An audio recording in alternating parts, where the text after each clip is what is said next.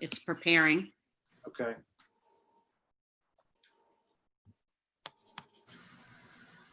Okay, it works on Facebook, and you're not live on Facebook. Okay, now, should I turn that off now? Hold on one second. I'm just testing it on the channel as well.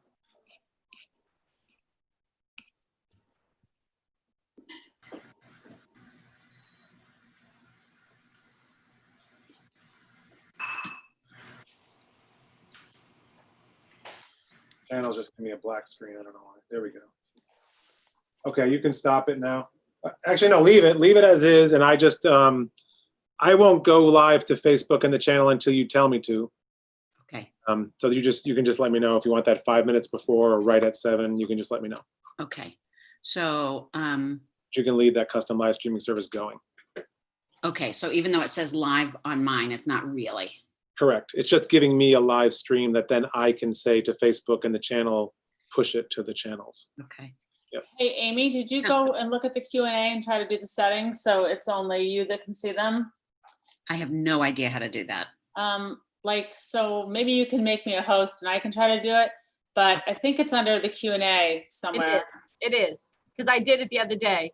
So if you click on Q&A, you should have like a hamburger bar, like a menu bar, and you should be able to like say, only let hosts see questions or blah, blah, blah. Okay. So you're a co-host and say, so I can go to Q&A.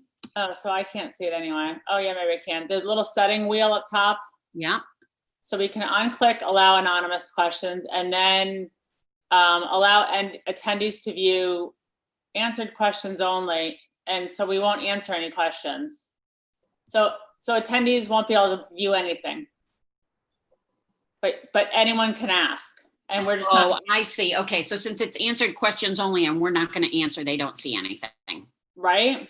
Isn't that Perfect. I right, just kept everyone? coming back to what Karen said, that they wouldn't be yelling out at us in the middle of an in-person meeting. That was a valid point. Well, so it's true, but Suzanne and I were talking, and I think Suzanne's point, which is a good one, is people need to feel heard. And so I'm going to make a I'm going to address it and say that you can put it in there. We're not going to be answering them. Well, but Amy, we can actually let them see all the questions because maybe they won't ask the same question if they saw someone else already ask it. And really, I mean, it's no harm for them to see it. Yeah. So I guess that's fine. And we'll just say that we're not answering. I think we should say last week we answered procedural questions and we just aren't going to, it's just too distracting to try to listen to what everyone's saying and answer questions at the same time. So feel free to write them and we'll screenshot them and pass them on to the task force. Can you tell the rest of the committee members not to go on and be answering them during the meeting? Yes. I'm going to text right now. Just saying. You know, it was fine because I was just answering the procedural ones. I had no idea he started doing that. I would have stopped him, but. No, I think it's all well intended, but it's really difficult. And anybody that's I knew the rule. I knew I could only answer procedural ones, you know, and I knew that I was screenshotting everything so that nothing would not get recorded. No, but the other piece to this is that everybody that has something to say has been sending individual emails to me, like been inundated. And now the survey went out again today and it was wrong first. Like I'm not kidding you, 934 emails and I'm trying to write a plan for Friday. And every time I answer 5, I get 10 more. So. Well, how about? Maureen can go in tomorrow. Don't answer them. Maureen can go in tomorrow and just categorize them for me, but it's very hard. One thing that I found instead of screenshotting is you actually can copy and paste the whole thing into like a Google Doc. So that. So someone else said that, but then when I was trying to do it, I was so scared I wasn't doing it right and I was going to lose everything. So then I started screenshotting again. You're not afraid of anything. So no, but what if I, because Amy wasn't supposed to log off. All of a sudden I was still doing it and she like left meeting. And then I was but listen, I'll stay on as long as you need. No, I know. So Joe, how do I do it? At the end, just Amy, before you log off, before you end the meeting, someone has to open up the Q&A panel and you have to, each tab, open, answered, and dismissed. Right. I just did a select, you can just do a select all. Oh, and then copy, and then put it over into a Google Doc. I was doing this for other meetings, and then just paste them. so I was so scared. I tried to do that. And I was like, what if it's not copying all of them? Like, how do I go? There were so many questions. I was like trying to go through, like, did it get them all? And then I just didn't. So select all will definitely get them all. Yeah, and I can do it at the end as well, just to Yeah, have. it's no big deal, Joe. We should be able to, I mean, hello, we should be able to do it. Yeah. I just was like, screenshot. It's good to have a backup. You should have seen what we had at town meeting. I had a camera recording the screen and Oh, yeah. recording the screen, and I was copying and pasting. I had three going for the votes. So Yeah, that's pretty funny. Amy, can you make me a co-host as well so that I can add in the principals? So Amy, when you do comments, we'll just leave the agenda up with my phone number if people want to text in addition to whatever they're raising their hand for. Sounds good. Okay. If you could unplug that and bring it over here. I need the plug for my iPad and my, yes.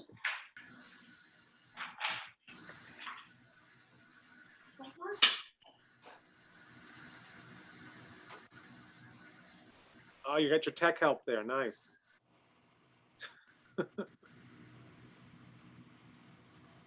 One more year and then she's coming your way, Joe. Got a place. She's a good worker. It's all yours. Good. Okay, and then I just need my. Amy, I'm gonna do my presentation, so I know where I'll be becoming co-host, but could you give me co-host privileges so I can run my own presentation?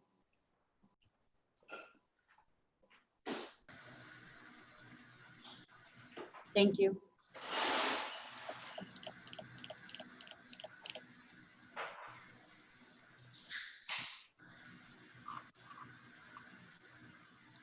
Joe, I have to tell you, I love that background. Oh, we just turned it off. Yeah. I've got a few good ones. My favorite one was the Sesame Street one for the trash conversation. I loved that one, Joe. I loved that. I try to make them theme-based. I clearly have not done my job well as a parent because I've made a couple of Sesame Street references that my kids just don't get. Yeah. And when we were talking about trash, every time it started, I would say, "'Cause I love trash." And my kids just were like, "Okay, weirdo." It's like, well, I mean, they are right, but. Well, they haven't helped themselves with the really bad new Muppet movies. They're just so bad. And I have former students who have worked on those too. And I'm just like, come on, you guys. The other, we have a cat who visits our house periodically that I've been the only one to see. So I was calling him Snuffleupagus, Oh, and they didn't know what that meant. It's okay. There's a mystery to Snuffleupagus that, in a way, it's appropriate for them to not understand. Very existent, very meta. All right, I'm gonna pull myself out of the picture here so I don't become part of the Brady Bunch. But just let me know when you want to, when you're gonna broadcast, and then let me know when you want me to put it live on the channels. You know what? Let's just start broadcasting and letting people in. Okay. I'm fine with that. If everybody else is okay with that, I would rather, because otherwise, I'll be honest with you, I think I'll forget. Is that okay with people? Yeah. Just put everybody, put yourself on mute.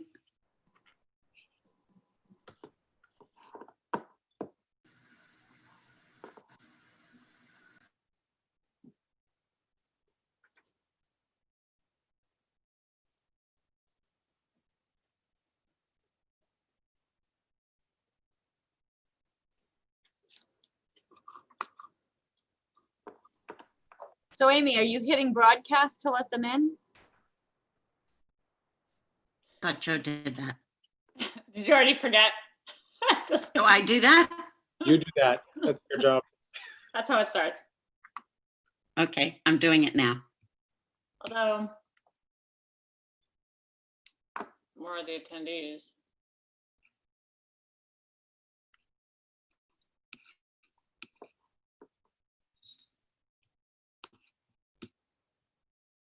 And Right, so, so- hey, Amy, Yeah. if people want to talk, they should name themselves so in a way that you can call on them. Like guest might be hard because there might be more than one guest or whatever. So when people, if people raise their hand to talk, just ask them to rename themselves if they can. Okay, will do.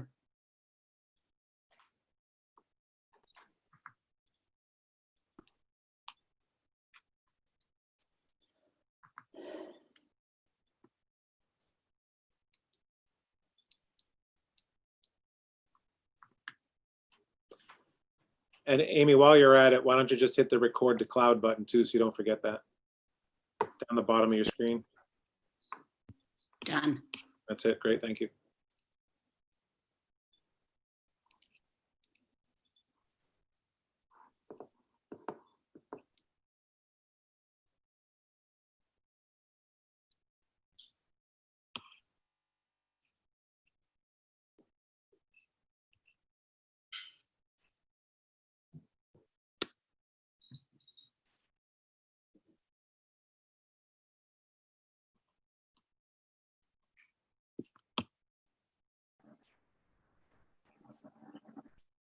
Hi, John.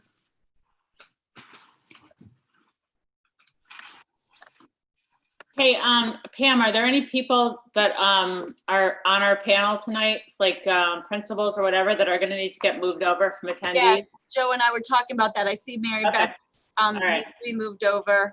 Right. I'm looking to see who is coming in. Alana's gonna, I'm happy to look. I just didn't. yeah. Okay. All the principals except Kathleen and assistant principals will need to be moved over. I saw Mary, But Pam, you can do that since you're a co-host. True. Okay. Forgot about that. Thank you. I just moved Mary Beth over. Too many cooks in the kitchen, Suzanne. Let her do it. Yeah.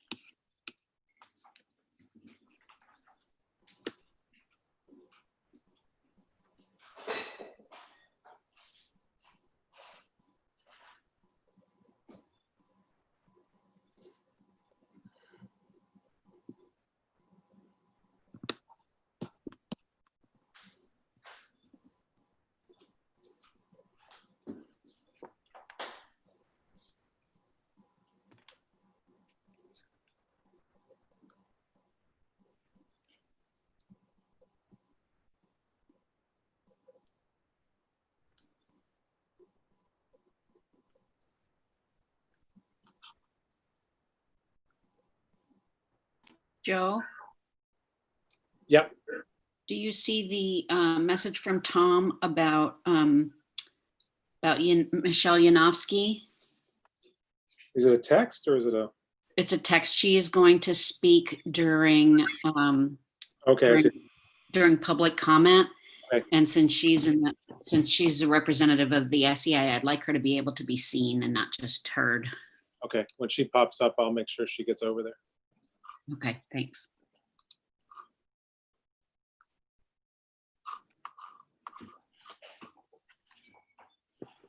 It's 6:58, almost 6:59. You want me to start going on the channels? Sure.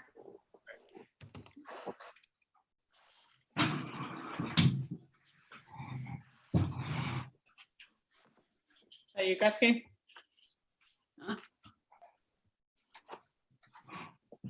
Cece?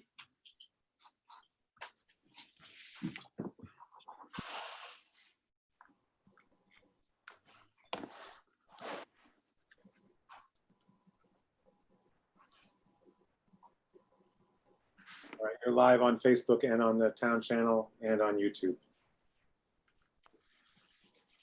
Okay. So we'll go live in another minute. Greta? I can't make my mouse work. Hold on, I can't mute myself here. Oh.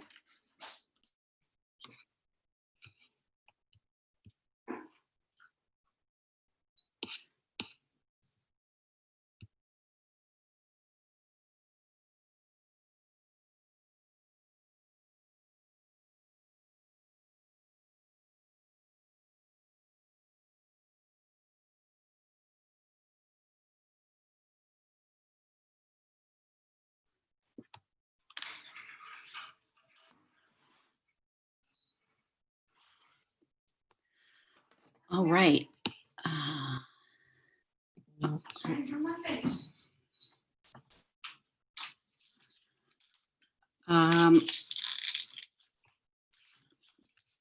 Michelle Yanofsky, if you can hear, if you are on and you can hear me, if you could identify yourself on the, if you could rename yourself so that we can make sure that you are connected in properly anytime between, just if you can do that sooner than later, that'd be great. Okay, so it is 7 o'clock on Wednesday, August 12th, 2020. This is the Swampscott School Committee broadcasting via Zoom. I understand it's also being streamed live on YouTube as well as, sorry, I'm a little distracted, on YouTube as well as on Facebook. I will call this meeting to order. It's a, sorry, I have to note.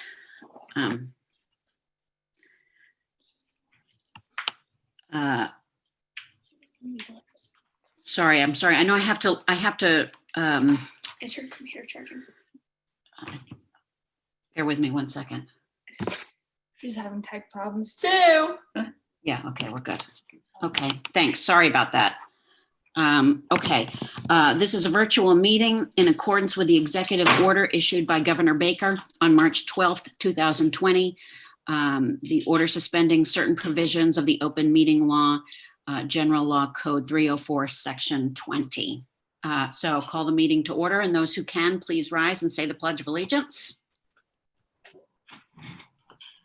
I pledge allegiance to the flag of the United States of America and to and the republic for which it stands, one one nation, nation, under under God, God, indivisible, with liberty and justice for all.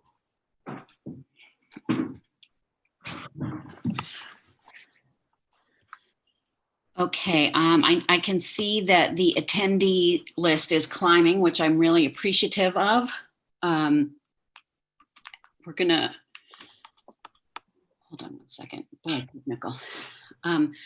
So my recommendation tonight is that we hold off on the public comments until after the superintendent makes her presentation. Is that, to the rest of my school committee members, is that okay with you? Sure. Yep. Yes. I just want to kind of make a quick statement about that. As a standard with a public comment, please be prepared for us to be unable to respond in the moment, but we will take it under advisement. We may be able to answer simpler questions, but others probably require a more thoughtful response. Importantly, I want to point out that we have read every single letter that has been mailed to the school committee inbox or to school committee members individually. We have gathered and read every comment and every question that was made through the Zoom Q&As, through the link that the superintendent set out. We've sorted them, we've shared them with appropriate district employees and committees. They all factored into the decisions of the district. Everything is considered, and we really appreciate the feedback. We've heard about scheduling, about safety, about synchronous versus asynchronous learning. We've heard about technology, social emotional concerns. We've been given links and leads and probably more opinions than there are people. And we really have listened and read them all. This is a process that is going to continue, I suspect, and there's going to be more changes and refinements that the superintendent's going to talk about further. So please continue to type your questions into the Q&A box here. However, we've been advised that answering the Zoom Q&A in that format could be a violation of open meeting law. So we'll gather the questions and the comments, but we won't be able to respond live here. Please note, we're not going to entertain any anonymous comments or questions. We really would like you to identify yourselves. If you have concerns about that, please feel free to reach out to any of the school committee members directly. We understand that there are some more sensitive issues that some people don't like saying publicly, but we don't find anonymous submissions to be helpful.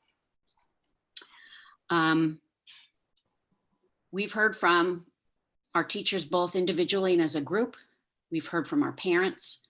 We've heard from a few students. We've heard from our town and state governments and their agencies, and these all factor in. We have many masters. But in the beginning and in the end, our priority is our students. So there's no single answer, and we need to solve for our broadest audience. So we recognize that any plan is going to leave some people angry or stressed and unable. So we encourage you to reach out to your building principals or to HR, and just more than ever, rely on the growth mindset that our superintendent models so beautifully in the way she leads, and that her team and our district teachers have embraced. So with that, I'm going to turn it over to you, unless I'm going to turn it over to you and skip community announcements for the moment. Okay, thank you very much. I have no formal superintendent's report because I think the meat of what we want to talk about tonight is the reopening plan and get a vote and see the changes that were made between last week's meeting and this week's meeting. But I do want to say that I want to shout out to our state champion football, Super Bowl champions, that they finally had some closure with receiving their rings over the weekend. And I wanted to share that Coach Serino brought me my own little bling with a little thank you note on the back. And Mr. Kohut and Mrs. Span, you must have one as well. So I was wearing this proudly today. It actually matched my Navy. So I really am excited for those kids. It was a long wait, but they were able to get some closure and really celebrate and close that chapter. So a shout out to them. The other thing I want to begin with is moving into my reopening plan. On my Tuesday talk yesterday, I spoke to the district faculty and staff, and myself, probably like many others out there. I'm not getting much sleep lately. And I find that I'm doing a lot of writing at 2, 3, 4 in the morning. And sometimes when you're doing writing at that time, you have a thought that you think is brilliant. And so you scribble it down and you hope that it makes sense in the morning. But I did have some thoughts this morning very early. And I just wanted to share, I guess this is a message to all the educators out there. I understand. We're mothers, we're fathers, we're grandparents, we're partners, we're husbands, and we're wives. This is not the model of education that we signed up for when we chose our career path. But this is the reality of education now. And the sooner we all let go of what used to be and face head on our current state, the sooner we all will be better off. We get paid to educate the students of Swampscott. Our jobs are to educate the students of Swampscott. The how was never promised. And that's kind of where I landed this morning. We're all struggling with decisions personally for our families, for our children. And we as a district and this panel before you tonight, we're doing what we think is best for our students. And then we understand and recognize that families have to do what they think is best for their families. So I'm going to share my screen right now and bring up my presentation.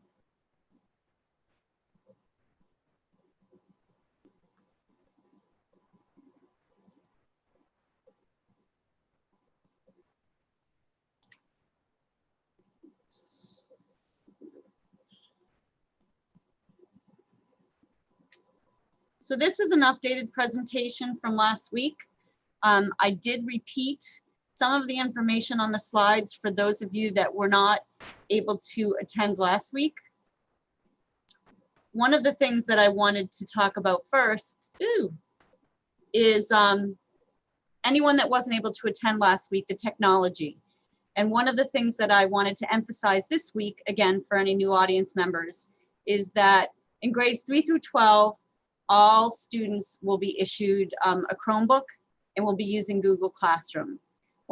Some of the feedback we got was that it wasn't standardized, so the district is working on a standardized template and making it easier to manage for both students and families. In pre-K, K through 2, all students will be issued an iPad. This is all new, and the platform that will be used is Seesaw. The other thing and the other feedback that we got was that parents needed technology training. And so at the end of August and early September, we are going to be offering technology training to parents and families to coincide with device pickup. Another thing I mentioned last week is that we are organizing COVID testing for all faculty and staff. We are in the process of soliciting 3 quotes. However, late this afternoon, I did hear that the town may be managing this for us. So the plan right now is that on August 31st, we would be COVID testing all faculty and staff with a turnaround time of 2 days is what we are looking for. Again, for those of you that weren't able to attend, we are having a professional assessment of our school building facilities to really focus on our HVAC systems, including ventilation issues and things that might impact our internal air quality. I did mention last week that the assessment was beginning this week. It did begin on Monday. It continues this week, tomorrow and Friday. And I now have a firm date that the final report will be ready on Friday, August 21st. We talked last week about a preliminary report the week of the 17th. The information I got today, this afternoon, was that we will have our final report next Friday. What is the question that this is going to answer? It's going to answer the question, where can students safely meet for in-person learning? Some clarity I wanted to add to last week's meeting. There were a lot of questions and some things that seemed unclear. So we did talk about the calendar moving last week, and there was a vote to change the calendar that the first day of school for students would be Wednesday, September 16th. But what I needed to emphasize tonight is that our high needs students will be in person beginning September 16th. This includes our special education population, our English learners, and students who were not engaged in the spring on a case-by-case basis. We did hear in some public comments that parents thought their kids were engaged and then they received unengaged on their report cards. So we'll be working with families on that, but students will be in that first day of school. And then I took a quote from something Mrs. Raymond shared. DESE, the Department of Elementary and Secondary Education, has stated that students with disabilities and those students who are considered high needs will be prioritized for in-person instruction even during remote learning. So even though we're saying we're going remote to hybrid, we will have in-person instruction for our high needs population. This is very odd working from my second screen and not looking at the camera. Between September 16th and October 23rd, it is my hope that teachers will be reaching out to students and families to schedule in-person check-ins, make connections, build relationships in very, very small cohorts. We have talked with union leadership about bringing in 2 kids at a time to make those connections, to build a relationship between your, in your classroom, in your virtual classroom. And then my recommendation last week was beginning Monday, October 26th, provided that the health data and guidelines remain the same, we would move into the hybrid model. Another point of clarification, no matter what model the district is in, parents and families have the right to keep their children in full remote for the year. That is a parent's right. So there's been questions out there, can we do remote? You absolutely can, that is your choice. And my final point here is the district will be providing guidance for when families can consider switching into a different model. For example, we're trying to discourage if somebody begins as remote, flipping back and forth between remote and hybrid. We're trying to give some parameters, like maybe 4 weeks in, you can switch. Maybe we will actually give hard stops, starts and stops. We've talked about once you select a model, going until Thanksgiving following that model. I think it becomes very confusing when you flip-flop back and forth, but the district will be providing some guidance for that. Finally, hybrid or remote. We've talked about here at several meetings that one size doesn't fit all under these circumstances. And as I was working with my leadership team, and the more we talked about what was best for kids, we recognized that elementary, middle, and high might look different. And so I've invited our building leadership, our principals here tonight, and the vice principals here tonight to talk about the plans that they've worked out with Dr. Bacon and the Phase 4 working group, and to share with you more specifics to what their models would look like. And so first, we're going in reverse order, so to speak. I will call on Mr. Kohut and Mrs. Finn to share their remote and hybrid schedule, which is on one slide. Thank you, Superintendent Angelakis. So before I get into the schedule, I just want to make sure that we all recognize and thank the folks who served on this Phase 4 committee as facilitated by Dr. Bacon. So there are a number of people district-wide, but high school folks who worked on this and came up with, I think, 7 different potential schedules over the course of many meetings and many weeks. Those folks are Colleen Finn, Erin Wilson, Sarah Kelly, Brian Kirkland, Lisa Green, Sue Comparado, Emily Zotto Barnum, Sue Haggerty, Tom Reed, and Karen Clements. So when we look at this schedule that we put together, we had a number of things that we wanted to accomplish. So of course, the first goal here is to focus on students' academic, social, and emotional learning. So because of that, we've made some tweaks to our sort of traditional schedule. You'll notice that this is very different from what we did in the spring. And we also know that given the difference, right, whether or not we're hybrid or remote, it's a very different style of teaching and learning from what we're used to. So teachers need ample collaborative time, which is what we've built into our schedule. And you'll see that each morning. And so that's for both remote and hybrid, so that teachers have collaborative time each day to work together, because we have folks who work in departments, folks who work in teams, and we have co-teachers, and they're gonna need time simultaneously to be able to plan and deliver instruction. We also know that our students need additional instructional support time. And so what we've added in here are what would typically be referred to as an advisory, and also what's known as an I block. I'll get into that in a minute. So what you'll notice with our remote schedule is, and our hybrid schedule, excuse me, they are identical in terms of the blocks that run, okay? So I'll begin with this just from a remote perspective. So as Superintendent Angelakis pointed out, September 16th, for the vast majority of our students, we will be beginning remotely. So if we just look at Monday, for example, beginning at 8:10, right, we have this collaborative planning time for teachers. It could also be time for instructional support. So as the superintendent pointed out, right, it's not a one size fits all sort of model. So we're gonna have students who may need additional time or interventions during that first block, and teachers who are gonna need time to plan. Then we go through our periods, right? 1 and 2, and then we have something new. We haven't had this before. We're calling this our learning community. And this is an opportunity for staff to be able to work with small groups of kids to check in and do some of the social emotional learning that we know is super important in general, but even more crucial now. Every adult in the building, myself included, will be assigned to a small cohort of kids, probably about 5 kids. We will have a curriculum that we will follow for the learning community, just to make sure that we're checking in with kids, that they have an adult that they can rely on.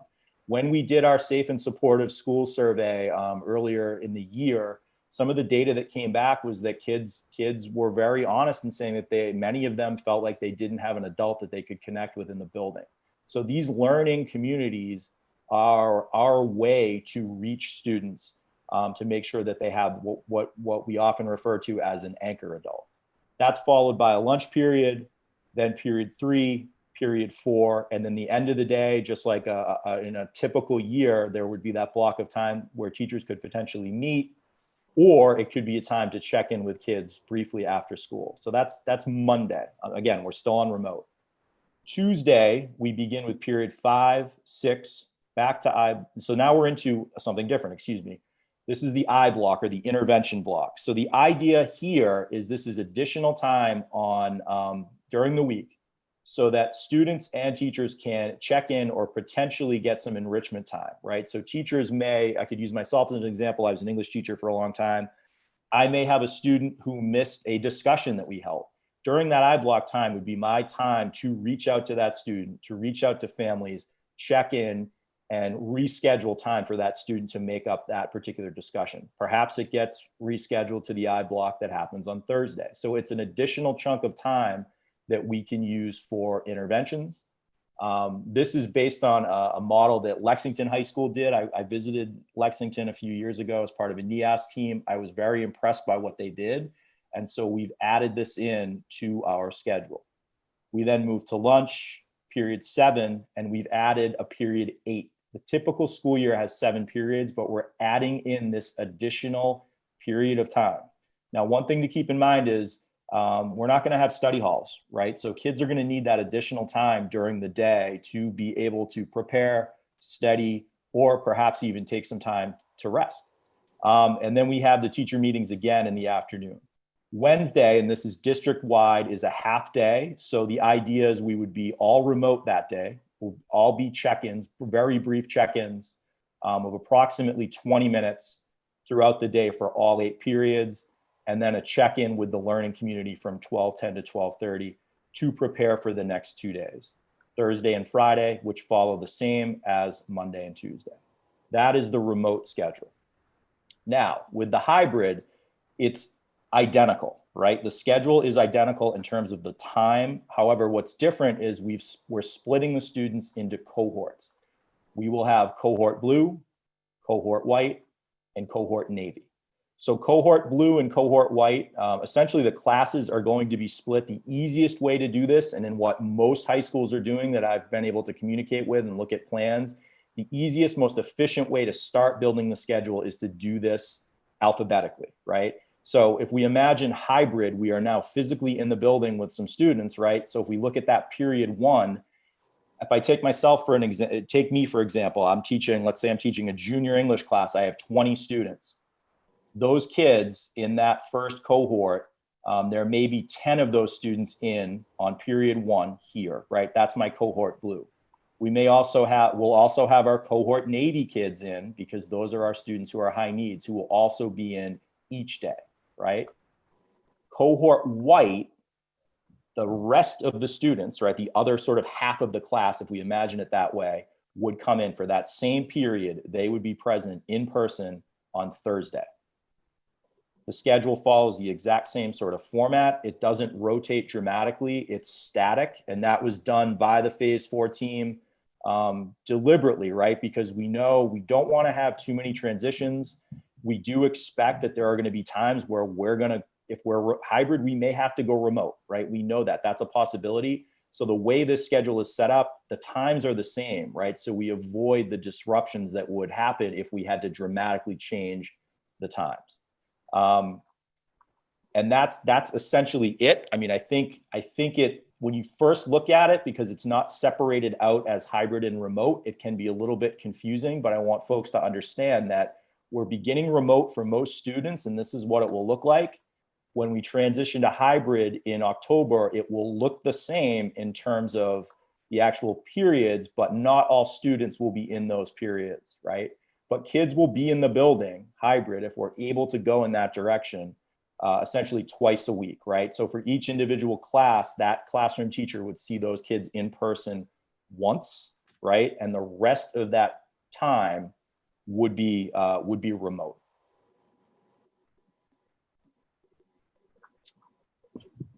I think the best way to do this is to open the questions and comments to committee members at each level's plan, Sure. rather than waiting till the entire presentation. So Amy, I turn it to you. You're muted. Dennis, forgive me if I missed this. No So worries, yeah. I'm seeing cohort blue, cohort white, and then cohort navy on every day. So Talk about that, please. So let's look at, if we look at Monday, right? Monday, we have cohort blue in, and we have cohort navy in. So cohort blue would be our students who are not our high needs kids, right? Cohort white, also non-high needs kids. Cohort navy, those are our high needs students. They are in every single day. Blue are in Monday and Tuesday. White are in Thursday and Friday. Wednesday is all remote with cohort navy ideally being in person those days as well. I hope I answered your question. Yeah, it is the high needs population that I was saying. You know, we have to follow federal and state guidelines with that high needs population. So that's that cohort that comes in every day.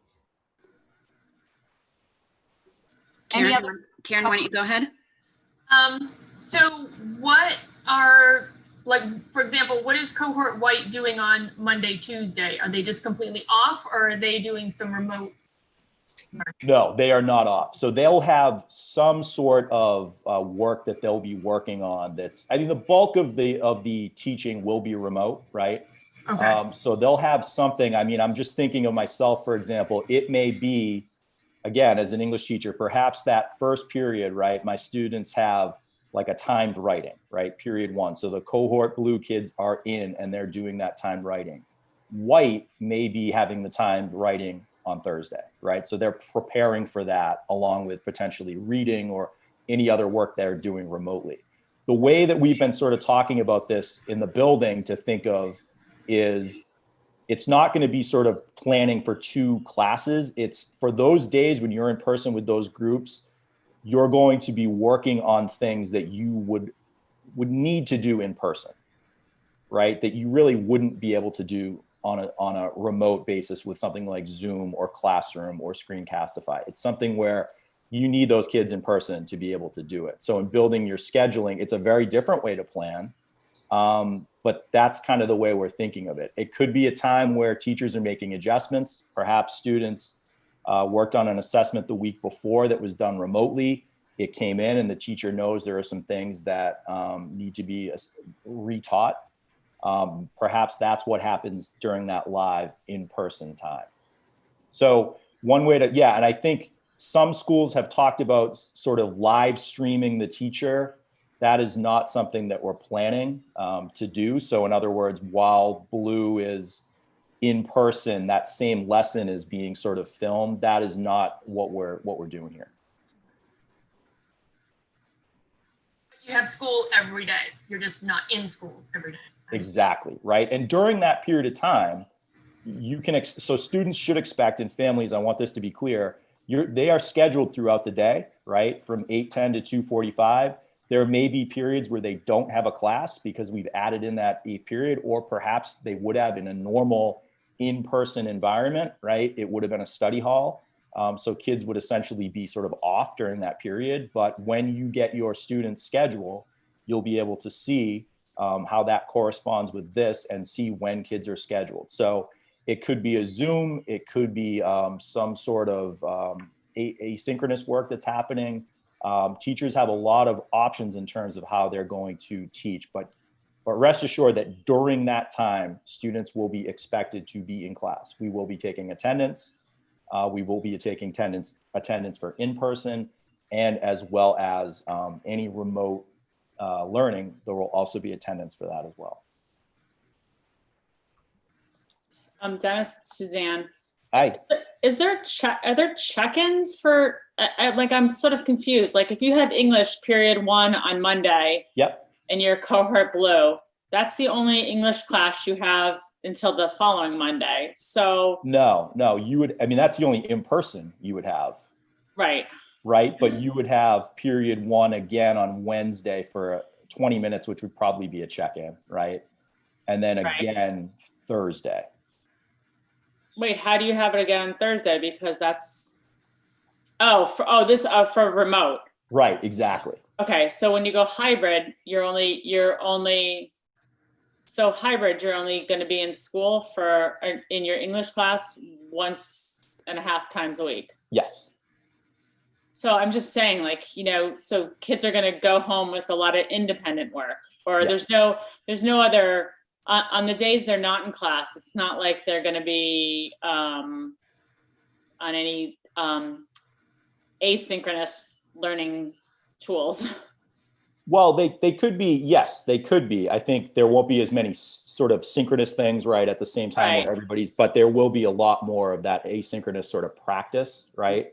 So is the teacher sort of like saying, this is what I expect you to do Tuesday, Wednesday, and Tuesday, Thursday, and Friday before I meet you again on Monday? That could be one approach. I mean, I think that Wednesday check-in is going to be crucial as well. Because obviously that's middle of the week, right? So that's a time to sort of check in with those kids and sort of see where they are with whatever that independent work is that they're working on, or it could be collaborative, like it could be a project. And is that check-in required? Yes. Dennis, I think regardless of how we're going, I think the support mechanisms, I'm sure they're in place.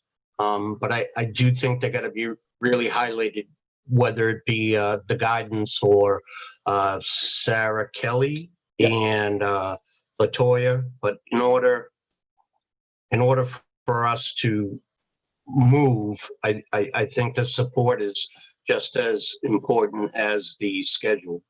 Sure, absolutely. So that's another way to think of things like iBlock, for example. That could be additional time for check-ins with guidance. But those folks are still going to be here, doing the great work that they do. And also when we think about things like college preparation, right? Traditionally guidance does seminars every year for kids. Those will still be done, right? They may be done via Zoom, or they may be done in our tent, right? But we're going to continue to have those sorts of seminars preparing kids for the world after they graduate. Those sorts of things will be done, but it's going to be done differently, right? Guidance still will be meeting with kids, but it may be done a little bit differently. Perhaps there's more remote, right?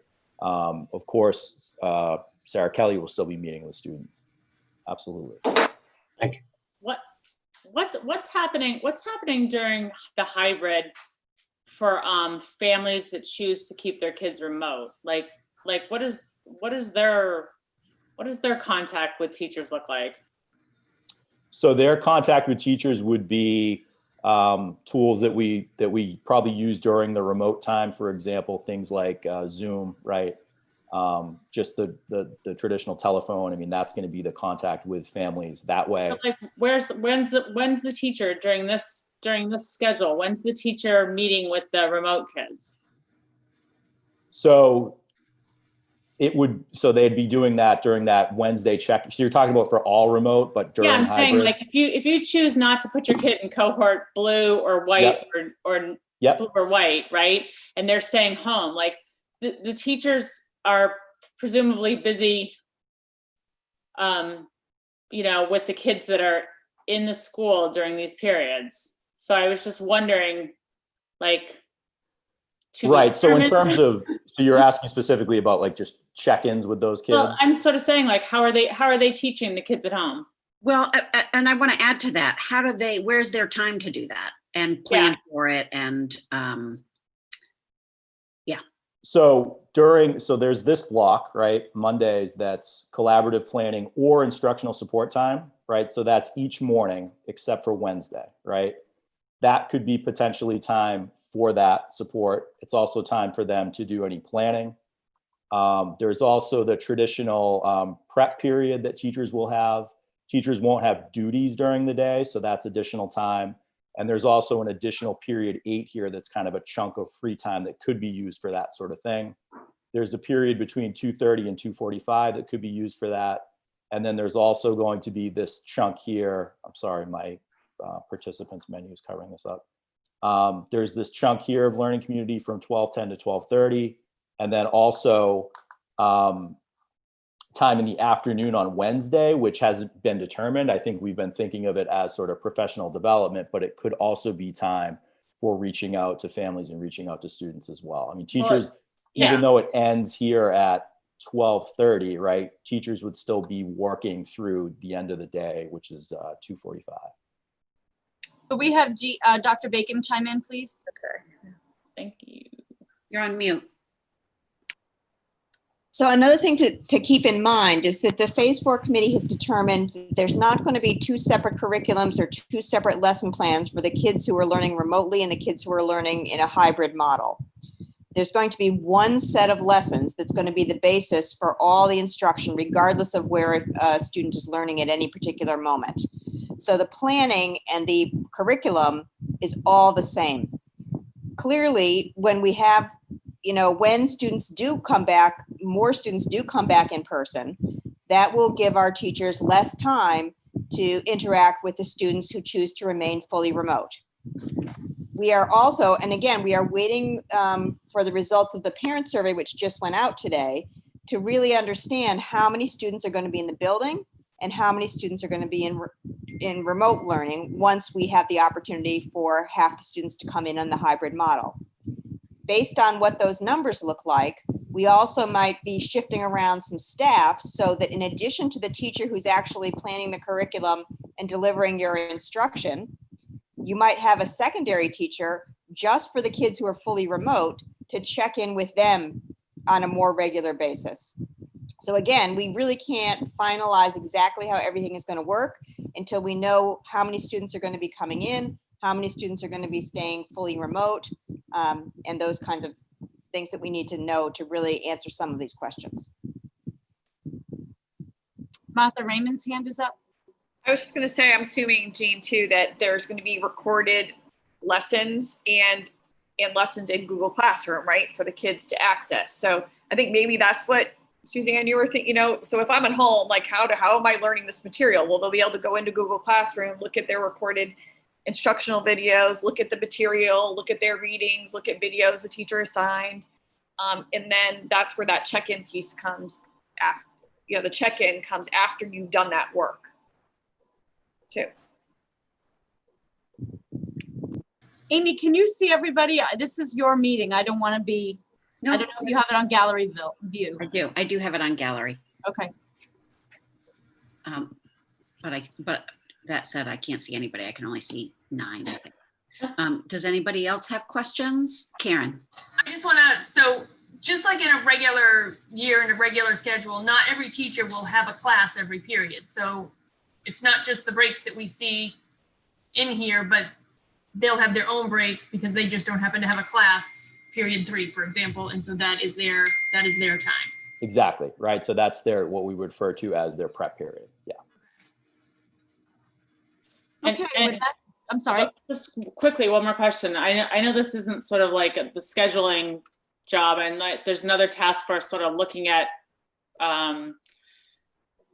what this physically looks like in the building. But I'm assuming the kids, I'm assuming everyone's moving from classroom to classroom, and we're thinking about how, there's 10 minutes I see between classes, so someone can go in and do the fogger or do something in these classrooms. Are we cleaning them out every time someone moves to a new classroom and stuff? So we have the guidelines from the state that we have to follow, right? So that's going to include things like traffic patterns, right? So we've thought about how we're going to mark that out, right? Are we going to put arrows on the floor? Yeah, I mean, one, again, like Dr. Bacon said, depending on how many kids we're thinking about, that's going to dictate what we do. But I think the most basic way to think about it would be for students starting the day on the 3rd floor, they're going to come in one entrance. Students starting on the 2nd floor will be another entrance. 1st floor, another entrance, just to avoid each other.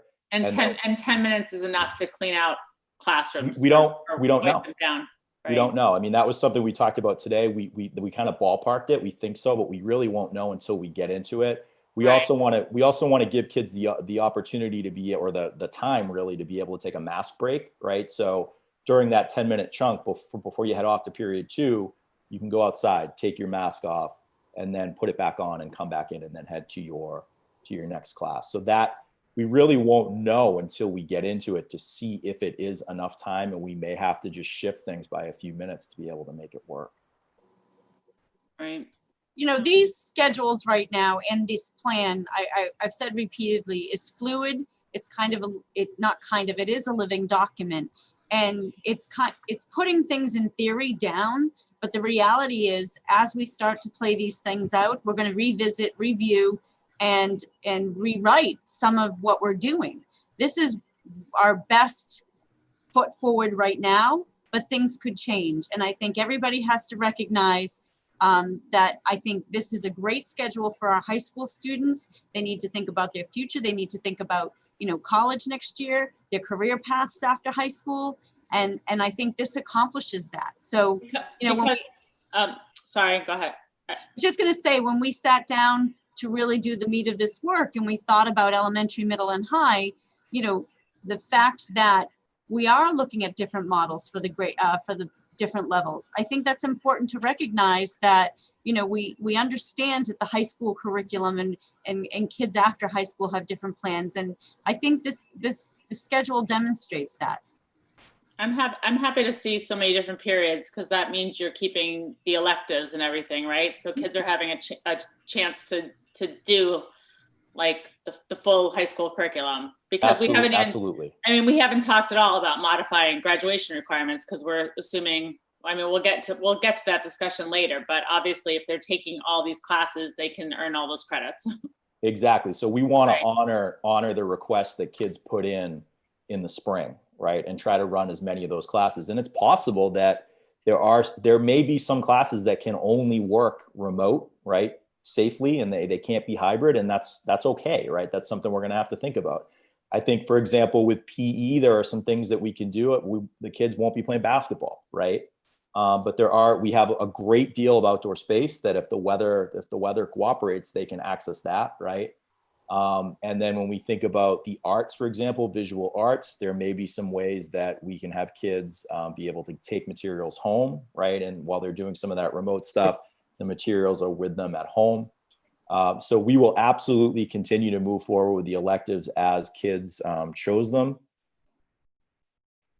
Are there any electives, or not just electives, are there any classes that you look at immediately and think, oh, that's going to be a big challenge, that, whether, I don't know, I'm thinking off the top of my head, like, things like labs, Yes. ceramics. Labs. Yes. Like, yep. I was talking to 2 teachers about that today. I do see labs as something that I'm not really sure how we're going to accomplish that. We'll get there, but we need to figure out what they are going to look like. Okay. I know that there are some ideas that are floating out there about setting up like plexiglass barriers on lab tables and things like that. But we don't, it's one of those things, like, we don't know until we get there. Right. But that's one that certainly that I struggle with. I had mentioned PE, but I think we have a solution for that. I think the struggle with PE would be if the weather doesn't cooperate, and let's say Coach Bush says, okay, today we're going to go all remote because of the weather.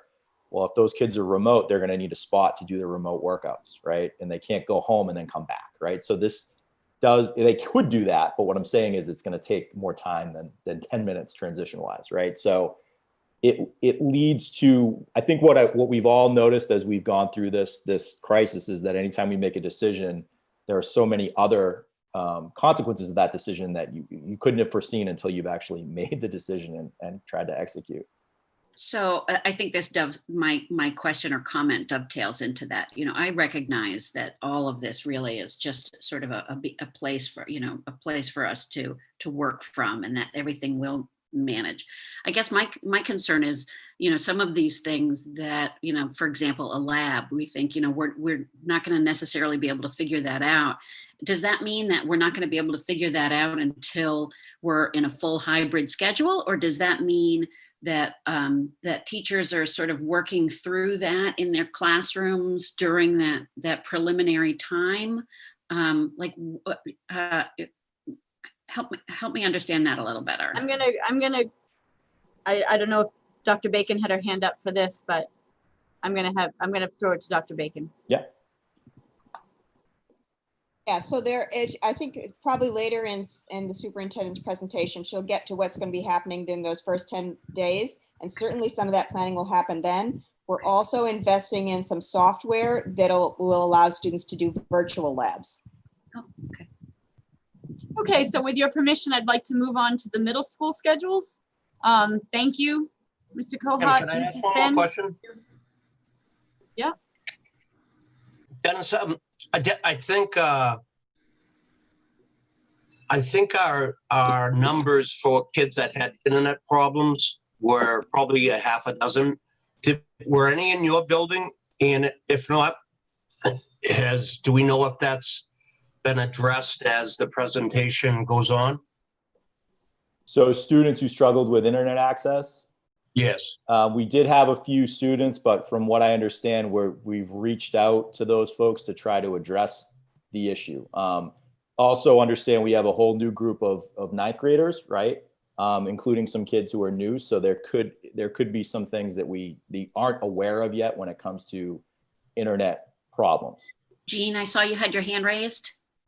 And just very briefly, that was one of the questions we just asked all the families to respond to in our parent survey, so we can address it for individual families who specified that they have some issues.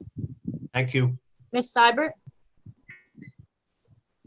I just wanted to add that that's one of the line items that we added to one of our grants from the CARES Act, was to help fund internet access for those families that needed it. Thank you. Okay, thank you. With that, we were going to move on to the middle school remote schedule. And I will turn it over to Mr. Kalishman and Ms. Sanborn. Hi, everybody.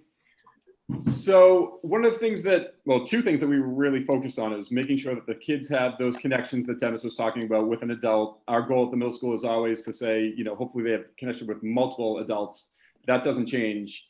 That's why we start every day. Every day is going to be a day one. It's going to start with a homeroom/advisory, those check-ins to make sure that the students have a chance to connect with their teachers. So that's a 25-minute homeroom check-in. Kids that have band or chorus will go to band and chorus. And then they get ready for period one. In our model, we're going to have every class every day. So they're going to have a 6-period class. This does not mean that they're going to be on Zoom for 6.5 hours. That is the last thing I want. That's the last thing anybody wants. But what it does mean is you can start period one, have a 20-minute Zoom, 15 to 20-minute Zoom, 5 to 10-minute check-in for extra help, and then you have a little break until your next Zoom starts at 10:30. It's going to be a consistent schedule, consistent time, as you can see, so they know that they have period one at 8:30, period two at 9:30. They get their Zoom done. They ask any extra questions, clarifying questions. Then they have a little break until their next class. I think consistency and the check-ins are the two pieces that we were really trying to focus on, especially during the remote learning model. So like I said, we have that built-in advisory, and the only change is that on Wednesdays, we're still figured out a way to put the 6 classes in there. They're just a little bit shorter with the new dismissal for the district. Let me move on to the hybrid model, and then we'll take questions. Okay, hybrid's a little bit different, but what we're trying to do is, again, I'm trying to get as many kids into school as possible. So the best way to do that we can figure out is to have an AM PM. So your AM cohort is going to come in and have your advisory class again, and then have 3 periods. At that point, at 11 o'clock or 10:55, we start a staggered dismissal, and teachers have lunch, we do a deep clean, and then they come back at 11:30. We have that advisory, and then periods 4, 5, 6. The next day, so on Tuesday, we start the day with 4, 5, 6. So if you see the pink, that's the same cohort. So within 2 days, they see every class. The green, within 2 days, they see every class. And then you have the Wednesday remote day, and they flip for Thursday and Friday. You'll see the same for Thursday and Friday. Okay, so this gets our kids in school every single 4 days a week. And to be honest, I haven't seen another school that's been able to pull that off. I think that face-to-face time with teachers is invaluable, especially considering these kids haven't seen their teachers live in 6 months. And that's been the overall goal for us. So if we can get kids in, making connections with teachers, having classes, originally, I will tell you, originally my plan was to have it every class. So instead of the 1, 2, 3 periods, we'd have 1, 2, 3 again. The issue was timing. So this way we built in a little bit more time. We have 45-minute classes, which the teachers can actually get something done. Before, if you're thinking about cleaning and staggered starts and staggered stops and mass breaks and snack breaks, it's really hard. It adds up fast. So I feel this is an appropriate amount of time for our teachers to really get through the curriculum as well as make connections with kids. And it's a consistent model, a consistent schedule for kids and families, most importantly. Okay, let's take questions and comments from the committee. Karen? So to that point, you kind of just mentioned it. Even though we don't see a mask break on here, they're going to be built into this schedule. You just won't see it. Right. Correct? Okay. Right. Yep. Can you go back to the thanks? Just because they're not side by side, I guess they don't, do the time slots coincide with the hybrid schedule? I know that the periods don't necessarily. I'm just having a hard time comparing them. I think okay. So not exactly, because we have to build in the clean time. It's a little bit easier to schedule a full day remotely than it is when you have kids actually coming into the school. Yeah. But it's pretty close. I mean, we're talking, again, 45-minute classes, windows. Again, I don't want anybody on a Zoom for 45 minutes. I'm hoping it's a 15, 20-minute Zoom, and then you have that time to check in, take a little break before you get to your next Zoom. But it's pretty simple the way they know they're going to have an 8:30 and 9:30, 10 on the half hour in the morning. And then after their lunch break, they have it on the 45. So I was going to reiterate that, Mr. Kelishman, that part of the reason for these timings were so that for the ease of kids and parents and families to understand 8:30, 9:30, 10:30. So they always they didn't have to keep checking. Was it, 9:25 or 9:35? So, I mean, if you've been through the middle school at any time and seen the schedules on the ground and kids running around trying to figure out what class they're going to, this is taking the complications out of it. We are just trying to make every day is a day one. You're going to be in the same spot. Here is your time. And I think it's the best case scenario that we can hope for until we get them back full time. Can I ask a question about the hybrid? Yes. So are you doing teams like usual, or is everyone sort of on the same team during this? Like, no, we're doing teams. Okay, so are the teachers are the kids gonna stay put and the teachers gonna go to the classrooms? I don't think we have to do that because we're going to have the staggered dismissal time. So basically I have it so, 8A might leave a class 10 minutes early and 8B might be 5 minutes early. And we're going to have guidance, and Ms. Sanborn and myself will be in the hallways directing traffic, making sure kids are socially distancing, wearing masks. I think they can move throughout the building. So my concern about this one is because and it might not be, but it appears to be fairly tightly scheduled. And I think about teacher planning time, and I know that they get the equivalent of one period a day, but that's sort of under normal circumstances. How do we handle that with that, the planning to tape, videos of themselves and create new content, that kind of thing? Well, the beauty of this is the video is a little bit out of it, except for Wednesdays. I mean, you're seeing every kid live every day, so you don't have to go home and then make a video about it. So I think it takes the remote piece. I don't want to say it squashes it completely because we have that on Wednesday, but you're getting kids in front of you every single day. So your job is going to be as close to normal circumstances as possible. And I was very mindful of that. I don't want our teachers to sort of have to teach in person, and then I don't even know where you build the time in to then go figure out how to run a Zoom or tape a lesson. That's really difficult. So because we get every kid in every day, that takes that off the table. And I would imagine that the answer is similar to Dennis's in terms of the families that keep their kids fully remote. That I know that you wouldn't face the challenges necessarily because you don't have that kind of specialized, somebody learning AP English versus, photography, obviously completely different skill sets. Whereas a lot of the how do I say this? That there aren't the same kinds of specialists. So I guess this is a long way of asking about those kids who are home full-time. Dr. Bacon?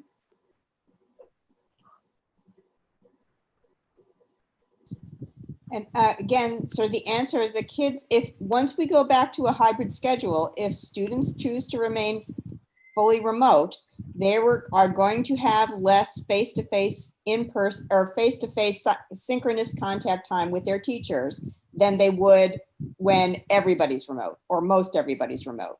That's just the reality of the situation. We're going to plan to try to do our best for those students in terms of allocating staff and giving them other opportunities for synchronous check-ins with an adult in the building, but it's not going to be the same as when the whole district is remote. It just can't be. And I also just wanted to point out that in addition to their regular prep period each day, and you'll see this in both the elementary and middle school schedules, we've scheduled it so that Wednesday afternoon, students are continuing with their remote asynchronous learning, but teachers have a common prep and collaborative time. So they, in addition to their regular preps, they have an extended time on Wednesday to help them do all the preparation and collaboration that they're going to need to try to make this work as best as it can. In the middle school model, are the high needs population sort of just considered the same as the full population here and doing the same schedule? For the hybrid? Yeah, or even remote learning. Like, I mean, I just don't see, the high needs are incorporated in your blue and, green and red. Mrs. Raymond, I can see you ready to burst, but I would just say that just because the middle school didn't delineate those high needs populations, it is the same as the high school. It is the same K-12, pre-K to 12 that they are in every day. Mrs. Raymond, did you want to add anything? Yeah, I can just add for any of our, especially our families out there who have students on IEPs and are wondering, that schedule, remote or hybrid, doesn't match my child's IEP. We are obligated to implement the IEP services regardless of what model any one of the schools pick. All the IDEA regulations are still in play. It's a federal law. The only way that law changes is if Congress changes it. So I don't want them to worry. We will figure it out within whatever schedule, wherever your child may be located at any one of the schools. We will make sure that all the services that your child has on their IEP, we are going to meet that. We are going to meet that challenge. It is a challenge. I will definitely share. It's a challenge, but we will figure it out. It might look different in terms of, I wouldn't anticipate grid C will look different, that pull-out instruction. But the grid B may look a little different, but we'll make sure that we're communicating individually with every family in the district about any changes that may occur to IEPs based on that. Okay. Pam. Yes.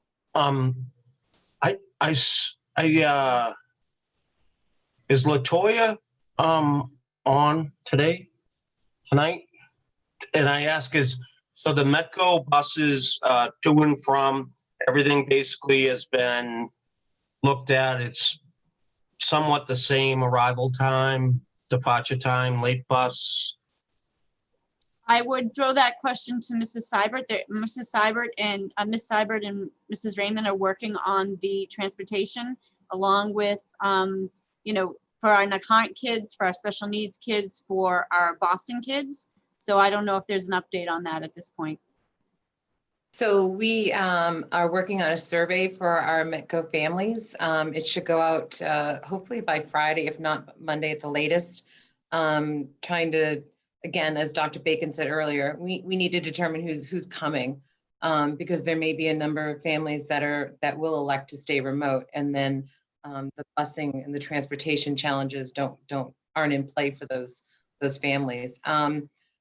We are going to have some challenges with transportation, as we have with everything. A 77 passenger bus can only have 25 kids on it. So I will work with Mr. Kalishman. I sent him an email earlier this evening. We'll figure out how to get those students scheduled so that we optimize transportation. But we're going to experience the same thing with our cohort of 5th and 6th graders who are mandated transportation because they live more than 2 miles from the middle school. So transportation is going to continue to be a challenge, but again, we will, like any jigsaw puzzle, we'll figure it out. Thank you. Okay, with that, I'd like to move on to elementary. So our elementary remote schedule, let me go back a slide. Ms. Hi, good Bevchuk? Yeah, good evening, everyone. I'm going to present the remote learning schedule, and I do want to recognize the teachers who have served on the Phase 4 Planning Committee who have volunteered their time weekly throughout the summer. That's Allison Draper, Heather Carr, Ellen Hounsel, Becky Gruthuis, Allison Norton, Rachel Eisenberg, Tonya Daniels, and Katie Porter.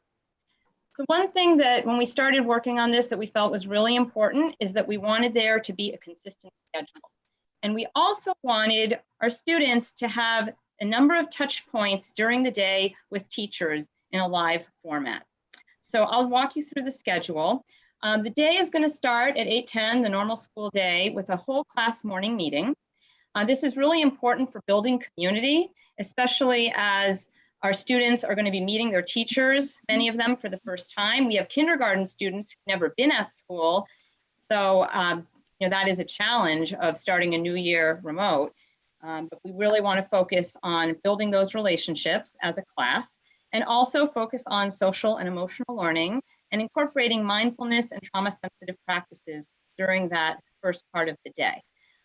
Also, it's going to be a good opportunity for teachers to set the students up for success during the day. So they will review, okay, let's look at our schedule today. The first thing you're going to do, you're going to watch your math instructional video, and then you'll work on these problems, and then you'll read this story, and then we'll meet to discuss it. Just kind of go through the schedule for the day, so all the students know exactly what they're going to be responsible for. And then we have 20 minutes where students are going to work asynchronously, viewing those instructional videos. So it could be that they're going to read a story, which they will later be discussing in a small group with their teacher. Or they'll be watching the math instructional video and then maybe doing some practice problems before they have guided practice with their teachers. And then at 9 o'clock, we're going to move into the first content block of the day. And this also is going to vary at each grade level. So it won't be exactly in this order for every grade level. It will vary. But what we felt was really important, what we found in the spring, is when teachers were doing whole class Zoom instruction, it was hard to have effective student engagement with that many students. And where the teachers found that they were most successful with teaching and student engagement was having a small group of 5 children, maybe 6 children at the most. And I've actually seen this in practice, where you really are able to see, to ask questions, to go through problems together, to have the students give responses, to do work that you can show, you can demonstrate. Kids can type up responses and everyone can view it. And that's really best done in a small group. So what we did is we have 2 content blocks each day. They're 80 minutes long total. So it means that for 20 minutes, the teacher, we looked at the class size, usually 21 to 24 students. So you'll be able to have 5, at most 6 students for 20 minutes twice a day. And that's where the teachers will be doing guided practice and really getting to engage with the students that way. And we did feel that it was important, at least for the beginning of the year, to focus on English language arts and mathematics. And then, as time goes on, social studies and science can be integrated. Maybe some blocks could be dedicated more to that, but we felt with the the absence of time that we've had our students with us, we really need to give a push on ELA and math to start the year. So then students will have their specialist class in the morning, and that's 40 minutes. And then we have a WIN block, What I Need. It's a 30-minute block, and it's dedicated to individualized intervention. So this could be if students need extra help with reading, they might be in a small group with their teacher, or they might be working with the literacy specialist or the literacy tutor. If they need some extra remediation in math, again, they might be working with their teacher or the math coach or the Title I math tutor, or maybe they need some enrichment and they're going to be doing that with their teacher or one of the specialists. The other thing that the WIN block is good for, it's when we can deliver special education services, but not only then, we can do it during the content block, each of the content blocks, because each student will only be with their classroom teacher for 20 minutes. And so for the other 60 minutes, the students will be working asynchronously. So they'll be watching instructional videos, they'll be working on their assignments. That's when Grid C services can be scheduled. So we feel that there was a lot of flexibility for those services to occur throughout the day. We're going to have a 10-minute snack, movement, bio break, a 40-minute lunch, and then in the afternoon, there's going to be another 80-minute content block. And for some grades that actually started a little bit before lunch and continued into after lunch, there's another 30-minute WIN block, and then time for individual or small group check-ins. So we had 20 minutes every day so that you could have one-on-one check-ins with students or maybe more small groups. And then at the end of the day, the whole class is going to come together again to do a wrap-up, to focus some more on social emotional learning, and maybe to preview some of the work for the following day. So if you look at it, at the very minimum, every elementary student will have a minimum of 4 touch points with their teacher. A whole class at the beginning and end of the day, and 2 20-minute content blocks for guided instruction. And incorporating the individual time and some of the small group time, they're going to have more than that throughout the week. So that's the remote schedule. And now Principal Shea is going to review the hybrid schedule for elementary. Oh, I'm sorry, let me go through, this is the Wednesday schedule for remote learning. So the Wednesday schedule is essentially the same in the morning, except since there's only going to be 1 content block that day, we thought it would rotate by week. So 1 week, the content block would be focused on English language arts, and the following week, it would be focused on math. And then after this, the school day will end at 11:30, there'll be a lunch break, and then the students will work asynchronously on Wednesday afternoons on their independent work. And this will be an opportunity for staff to engage in professional development, collaborate with their grade level teams, and also with other specialists in the district. Thank you. Hi. Okay, thank you. So in the hybrid schedule, we are keeping a format very similar to the middle school. We're breaking students into 3 groups. 1 group will be the high needs students who may be coming every day. The other group will be a morning group, and the 3rd group will be an afternoon group. And we're going to do our best to try to have families be on similar schedules so that their students are all going at the same time. So Monday, Tuesday, Thursday, and Friday, Group A will come in the morning. They'll begin with a class meeting with social emotional learning, very similar to what they did remotely, but this will be in person. And then there'll be 2 content areas focusing on either ELA or math, with a mask, break, and snack in between. And then there'll be a dismissal at 10:45. So each group A and B will be in for 2.5 hours. And when they're not in school, they'll be doing asynchronous learning. So when Group A goes home, they will be doing some remote learning online with lessons that have been prepared that will include some ELA and math, some specials, and maybe some other content areas. And in between the 2 groups, the custodians will be going through every room, sanitizing the classrooms, while teachers have lunch and prep. And then in the afternoon, it will be similar with the 2nd group. who in the morning did the asynchronous learning, and their afternoon will look very similar to the morning schedule. And then the Sorry. special education students, depending on their needs, and the high needs students that Pam, superintendent, referenced, may be in all day for Monday, Tuesday, Thursday, Friday, and Wednesday morning. And on Wednesday, all other students will be remote, and it'll be very similar to what it was during the remote learning time. So it'll start with a whole class, and that'll be a nice opportunity because that morning it could be groups A, B, and the everyday high need group would all be in the same whole class meeting. I think it's at the bottom of the schedule if you can scroll down. I think I might have cut that off, and I apologize for that. Well, it does look very, it's very similar to what Alana showed you for the Wednesday schedule. So it's a whole class morning meeting remotely, some teacher check-ins, some small group time, some independent work, and then the teachers will have lunch and planning. In the afternoon, they'll be doing collaboration, and that's where they'll be planning a lot of the lessons together. Dr. Bacon can maybe speak more to that, but it'll be similar, some team planning with across the schools for the content areas as we did earlier in the year. Thank you.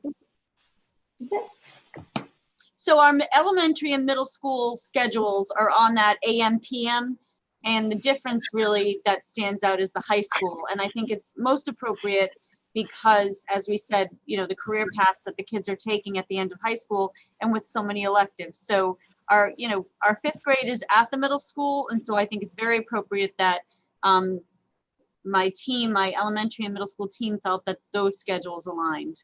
So I open it to questions and comments from the committee.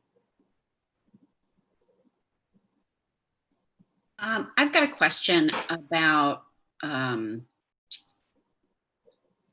it's one of the things that I'm hearing, especially particularly from the youngest, are about things like PE and whether or not there's possibilities, even or particularly in the earlier part of the year,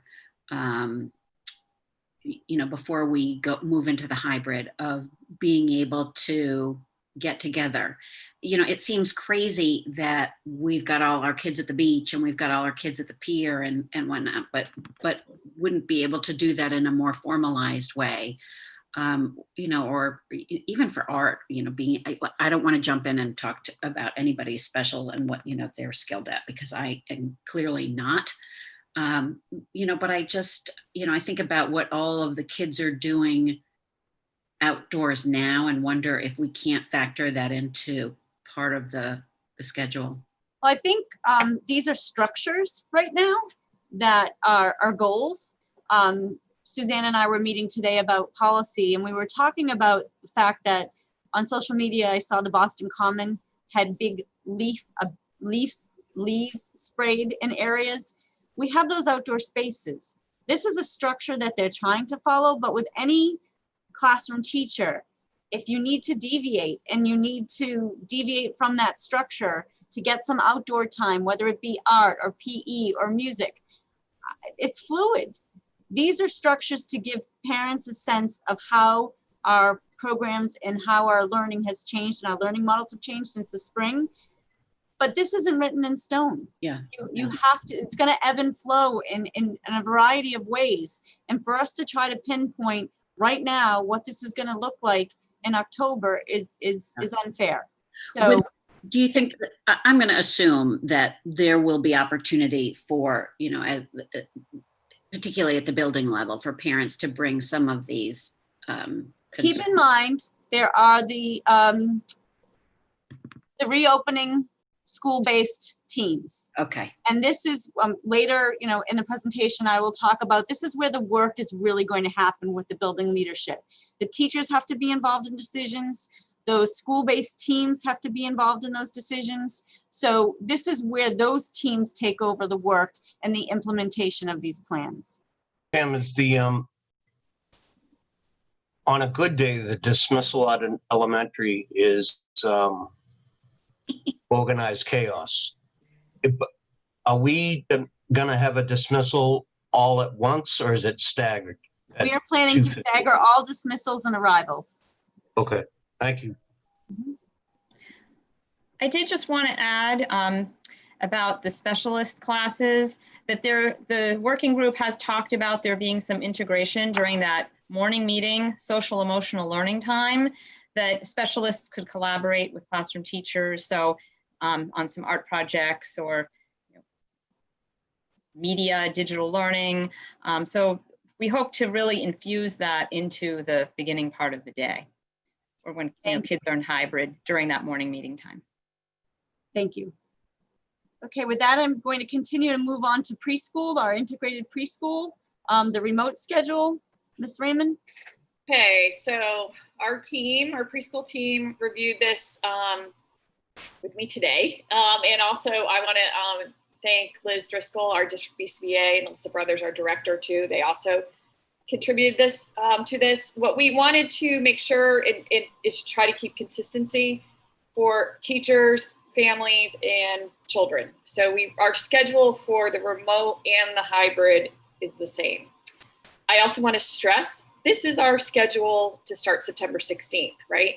And we are really fortunate, this is a special ed program. We do have peer models that attend, but it really is a special ed program mandated by the state. We're very fortunate that we've had the benefit of learning from our extended school year programs that did operate live in the last few weeks. And what I found is that most programs did start at the most, in terms of length of hours, 3 hours. And I will say the reason for that is we're going to be geared up, right? We're going to have on goggles, possibly a face shield, masks, and even lab coats, because we're going to be in pretty close proximity at times to kids. We're going to definitely try to keep the 6 feet as much as possible, but that's how we're going to be set up. So the program will start at 8 o'clock. That'll be team consult time. So it's for staff to work together for planning. We really have to have everything set up before those kiddos get in. They can't share materials anymore, right? That's kind of what you come to preschool for, but we can't do that anymore because of the cleaning protocols and sanitary requirements. So that will happen. We'll also be engaging with families at that time if we need to have meetings or Zoom meetings with families, phone calls. 9 to 12 will be the bulk of the learning time. Students will have weekly learning kits that they have at home. Embedded during that time will be recorded instructional videos and live Zoom support for families. So the kids will go home. We're going to basically dismantle our entire preschool classroom and take everything and put it into individual kits for every child that will rotate. Okay, so you'll still have those exact same learning options, but we're going to separate it all out and each kid will have one. At 12, all the kids are going to go home. They're going to do lunch at home, but we're going to have, we've had Zoom lunches and snack lunches. So our staff will do some Zoom lunches. We'll have a story time through Zoom and a circle time to end the day. You'll note on Wednesday and Fridays, there will be no instructional time. Staff will still be here, but that is going to be our collaboration time. I am sure people can appreciate the amount of work it's going to take to make those weekly learning kits, recorded videos, so parents know what to do with that kit when they see it, and make sure that we've really kept the program clean, because obviously my goal is that no one spreads COVID within our program.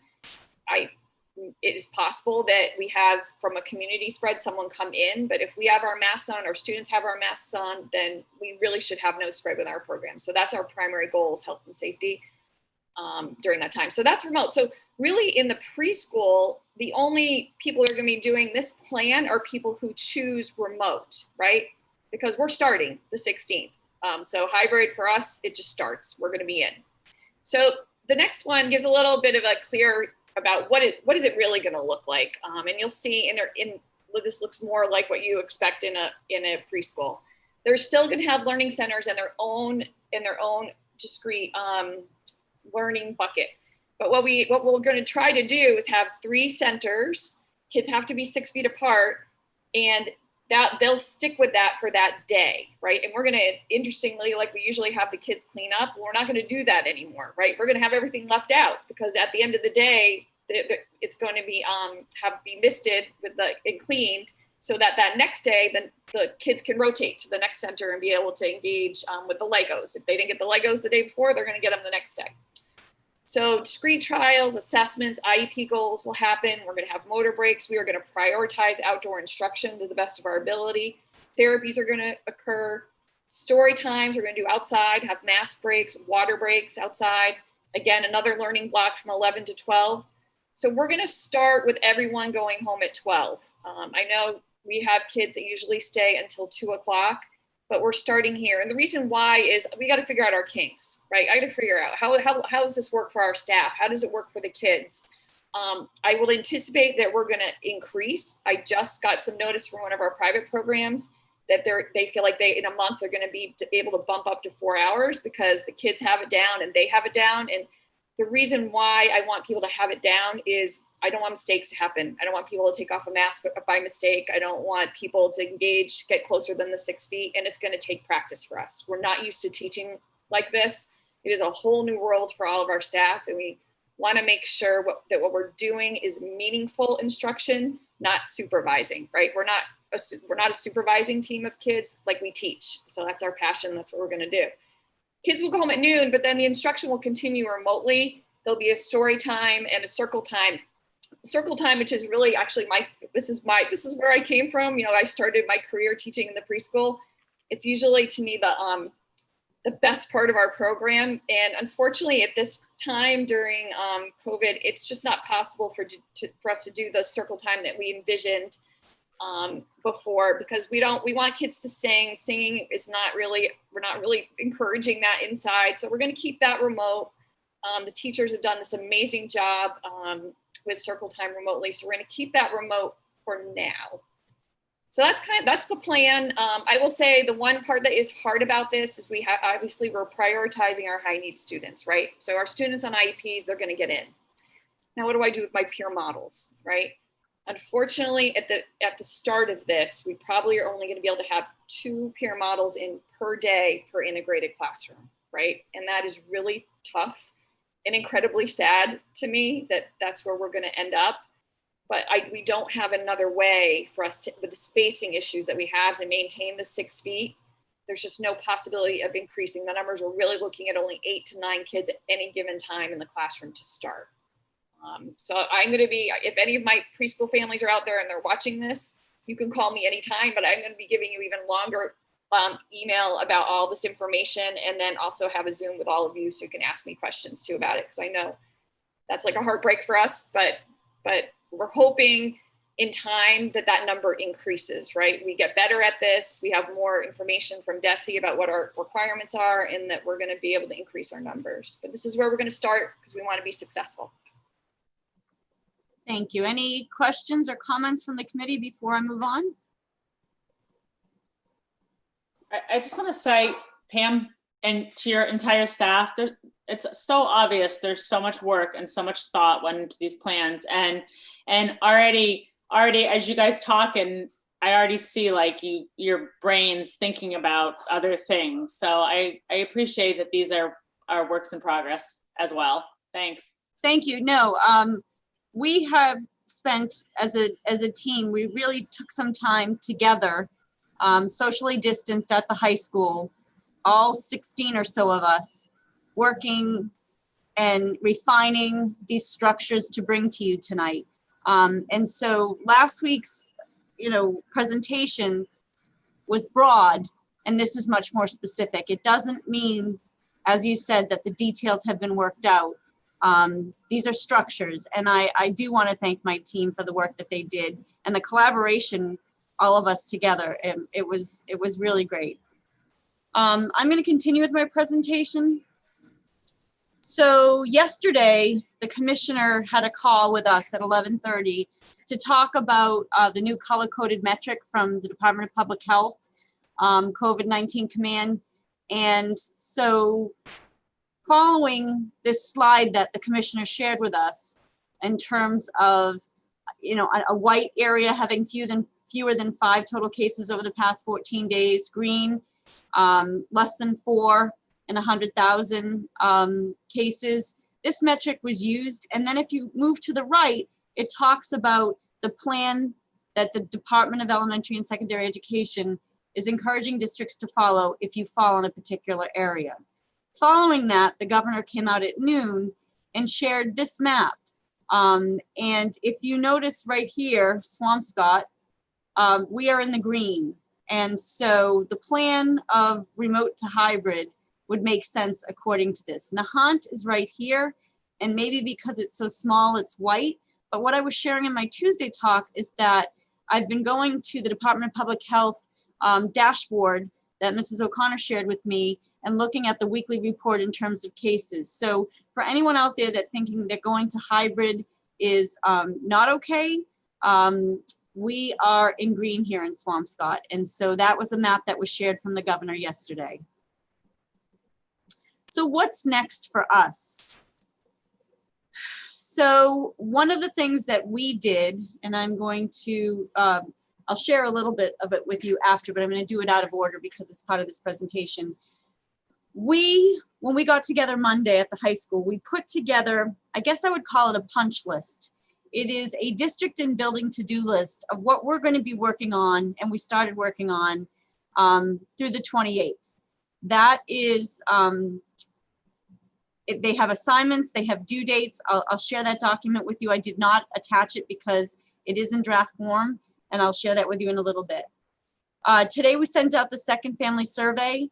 It is due next Monday, and we are looking to kind of nail down some numbers in terms of what families are going to choose to be fully remote regardless of moving into hybrid. And so that's the information we're trying to collect there. I do apologize for the first survey being sent out. We were inundated that there was an error, and so we resent and reset, and hopefully you've all gotten that. This Friday, we're finishing up our comprehensive plan that will be submitted to the state.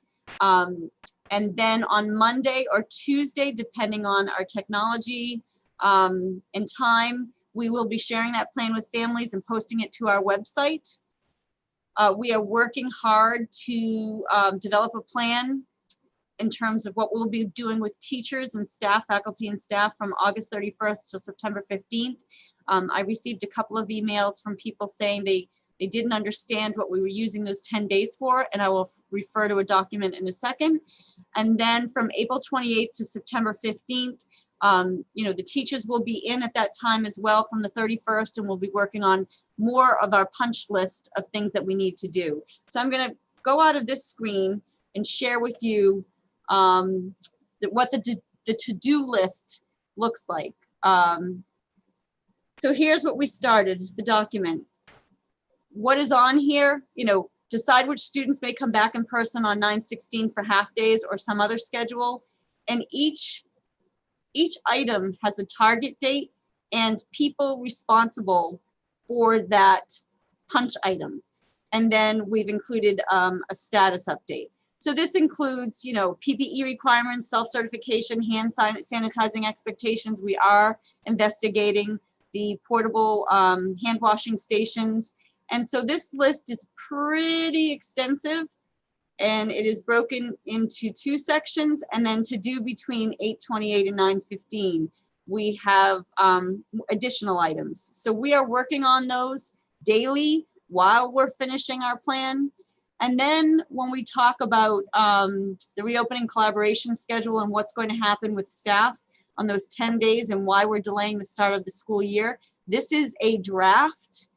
It is not written in stone, but we will be doing things like safety training. We will be doing community building. We'll be doing attendance, engagement, assessment, grading expectations. We'll be doing technology trainings. So this is the start and the draft of a schedule of how that time will be used with the delay of the 10 days in the start of school. Parents and family communication, Zoom and Google Meets. So lots of things going on in terms of those 10 days. Again, this is a draft schedule. It is ever evolving. It will likely be changing as conversations continue, but those are the types of things that we are working on with that reopening plan. And I think that is my last slide. Committee comments and questions.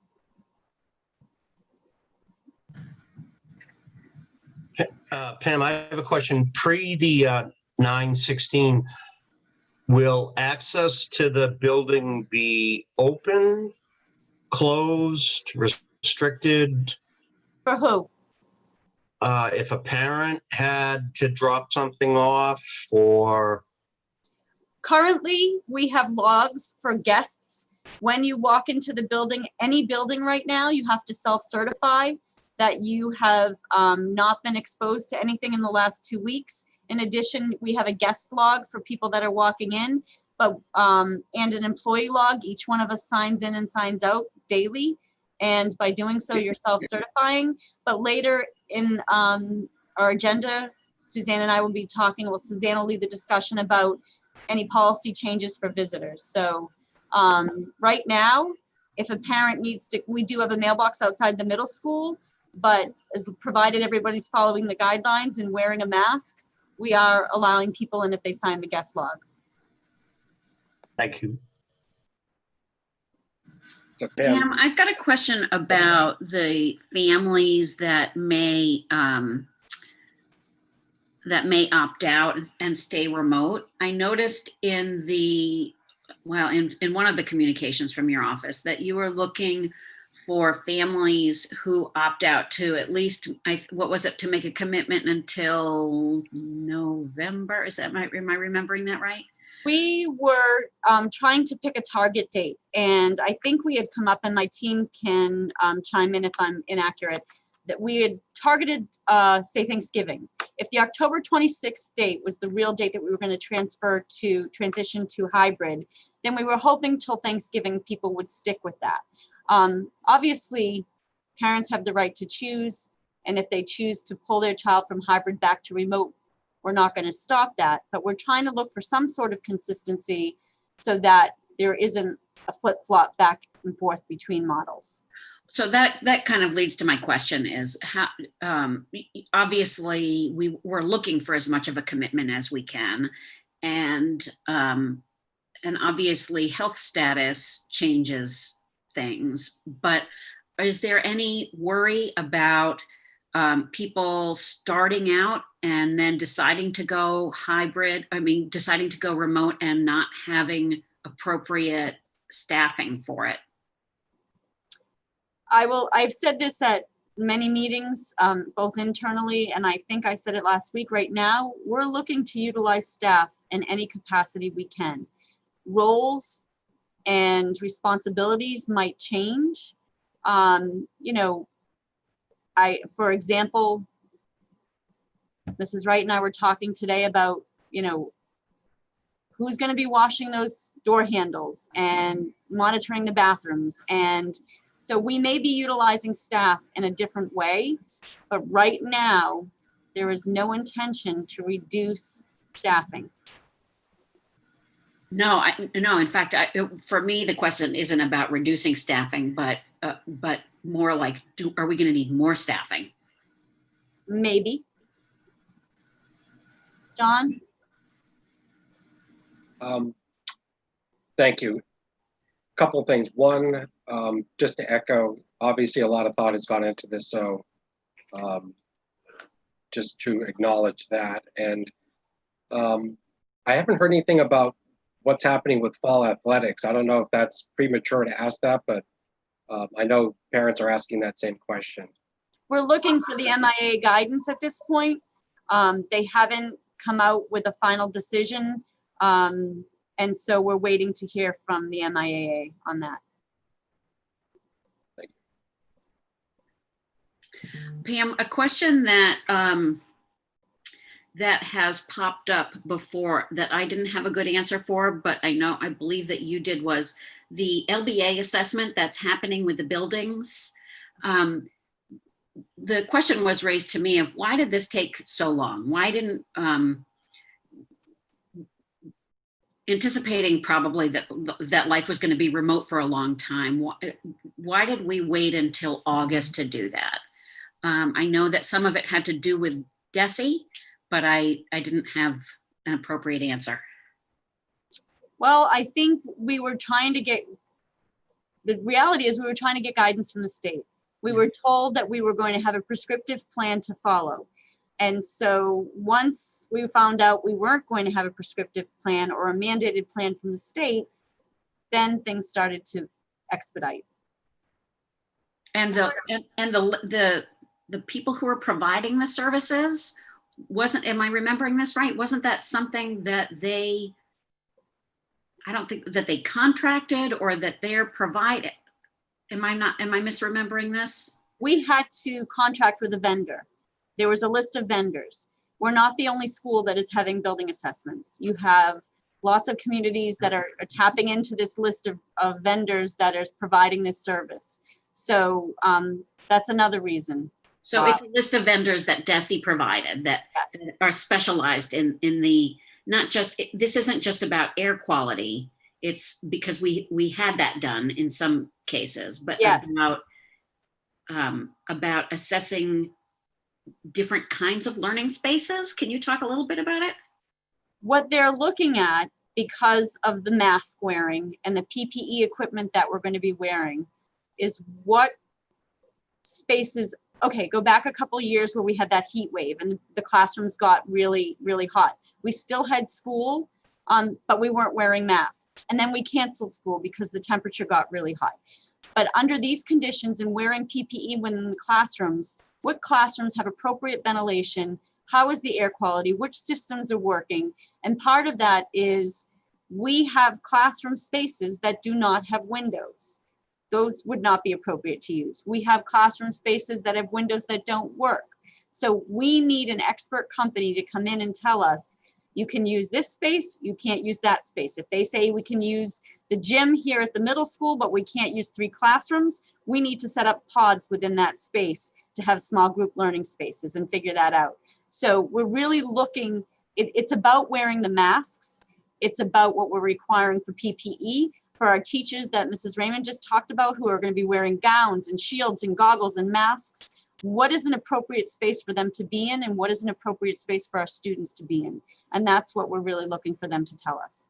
And when do we anticipate getting that report? August 21st, next Friday. Awesome, thank you. I was just going to share too, like that email just came out 2 weeks ago that, as a recommendation that we should do that. And I feel like the information is evolving every day. Like we finally got a map from the Department of Ed and TBH indicating which districts are appropriate for which model. But we got that yesterday, even though we were making our models prior to that. So I would say that's kind of how the information's been coming out for us too. So I know people might think we should have thought of that months ago, but months ago, we thought that mask wearing only protected other people. And now the data shows actually the mask protects other people and you. But that also is just recent information that came out. So I just want people to know, like, we're learning alongside everybody here. We weren't experts in the pandemic, and we're trying to rely on the guidance from DESE and DPH to make the right decisions. But it comes in moments, right? But like I said, that map you get tonight, it came yesterday. Which, by the way, has superintendents up in arms that are trying to put together a plan, and where you landed on that map could suddenly derail the plan that you had put forth and your school committee had voted on. So I think Martha's point is well taken. It was just 2 weeks ago, so you're trying to manage these things internally, and then you get a list of vendors that you realize, experts, let's bring in the experts and help us figure this out. No, I really appreciate it and hope that you don't feel like it was a criticism from me. I think it was just a curiosity, and I am completely mindful of how the superintendents across our state have been thrown into. I think it was the superintendent of Scituate who very ably said, that have been thrown into the ocean and along with the chum. And not enough coming out of DESE. So I appreciate it, and thank you also, Martha, for the perspective. I'm sorry. Karen, I see you. All right. I know I don't know if I should physically raise my hand or hit the button, but I think that some questions that I'm getting and that I suspect we'll get tomorrow after this, in light of the fact that we were green and that it says, in light of that guidance, you can open hybrid or even full. I just want to touch upon the reasons why we chose to open remote, not having to do with, say, teachers, but having to do with the 6-foot spacing and needing time for more planning and that kind of thing. Could you maybe just talk a little bit about that? Sure. So let's just revisit why we can't do all in person, because this committee voted to stick with the CDC guidance for 6 feet. And we have older buildings, and except for the high school, and our classrooms are smaller. And so at 6 feet, we cannot do the all in person. That's the first thing. The second thing is, I firmly believe, and shared a slide at last week's meeting, that to ease into, okay, take out our high needs population that will be in on September 16th. I think it is important that we get this COVID testing done. We make sure that we have enough staffing, that we see what happens with the data and that map, and see what happens with the virus and whether the trends and the health guidance starts to move up. If there are a host of reasons. I should pull up that slide. I almost included it. But between the testing, between teachers and educators, this is my firm belief, I said it last week, is that my team here, we've all been in the office and in these buildings since middle of May at the latest. We have educators, faculty, and staff who have not come into the buildings and have not practiced the protocols that we have in place in the safety guidelines. And they really do need time to adjust to that. To ask people to come in for 10 days before school starts and then jump right in and try to model that behavior for our young ones is really a lot to ask. So my feeling for the phased in approach is, let's get there. If the school committee feels we should switch to hybrid before October 26th, then that is your prerogative. But I just felt like, let the educators come in, ease into the transition, practice the social distancing, practice the protocols, get their classrooms set up, start bringing small groups of children in to make the connections, build the relationships, and then move into the hybrid was what made the most sense for me. And I can say, I guess I would say I'm kind of proud that several of my colleagues have taken a similar approach since this committee voted to move forward with that approach last week. School committee members, if you, unless you have some other questions, I want to be able to open it up to, I know the teachers union has a statement that they'd like to share. And I'd like to, based on the fact that it's 8:40, say, have, 10 minutes or so for public statements. Does that, do you have anything you want to add? I do not. Okay, so then, Mr. Dulett, if you could help me, I would like to. He's already brought Mrs. Yanofsky in. Okay, so, oh, I see I see you now, Ms. Yanofsky. So Michelle Yanofsky is a Swampscott High School teacher and a member of the Swampscott Education Association's Health and Safety Committee. And, oh, good, I see you there right in the middle of my screen. And she would like to speak on behalf of the teachers union. So take it away. Thank you. The Swampscott Education Association would like to thank Superintendent Angelakis and the school committee for all their hard work and the opportunity once again for us to speak. We look forward to the day when it's safe to return to teaching our students in our classrooms. But we are more convinced each day that the only safe approach to reopening this fall is for all students to learn remotely and all teachers to teach from home. I am a Swampscott High School science teacher for the past 10 years, and I was head of the science department for 7. I've spent this summer looking at data and studies like most of you. In doing so, I have been constantly reminded that science is a body of knowledge based on evidence that is tested and retested. Hypotheses are developed and revised over time to reflect new information. We do not know everything about this virus yet. It's natural in times of great anxiety for human beings to accept these working hypotheses as if they were facts, too early, making them into too comfortable truths, such as masks always work or keeping people 6 feet apart always makes them safe. In the last 2 weeks of July, almost 100,000 children in America tested positive for COVID-19. Some of them were in schools with social distancing and masks. This past week, a new study released by the scientists at the University of Florida showed that droplet nuclei, which are droplets less than 5 microns containing the virus, can travel up to 16 feet, Dr. Robin Schofield, an atmospheric chemist not involved with the study, reviewed the conclusions and said, "We know that indoors, those distant rules don't apply anymore. The 6 feet minimum is misleading because people think they're protected indoors and they're really not." And yesterday, a respected neurosurgeon, Dr. Sanjay Gupta, declared that he would not be sending his children back to school. It's true that children are far less likely to get sick from COVID-19 as compared to adults, but they are by no means immune, he wrote. They can become infected and they spread it quickly.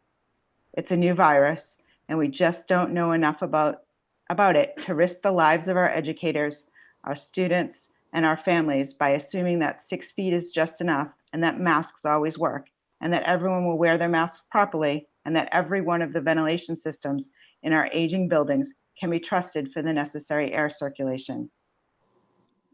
So please join us in thanking the district for all their research and planning, but then please help us convince them that we must open remotely for everyone, for all teachers and students, and give the scientists time they need to learn more about the virus, give families the time they need to make difficult adjustments many will need to make, and give educators the time to plan remote learning better this fall, which we have already begun doing. On a personal note, my own children, who are rising juniors in a local high school, will be returning remotely by our choice. I would not send them to school. I don't want my students in that position either. We're all in this together. Thank you and stay safe. You're muted, Amy. Thank you. Sorry about that. Thank you, Ms. Yanofsky. We really appreciate you coming and speaking on behalf of the union. Thank you.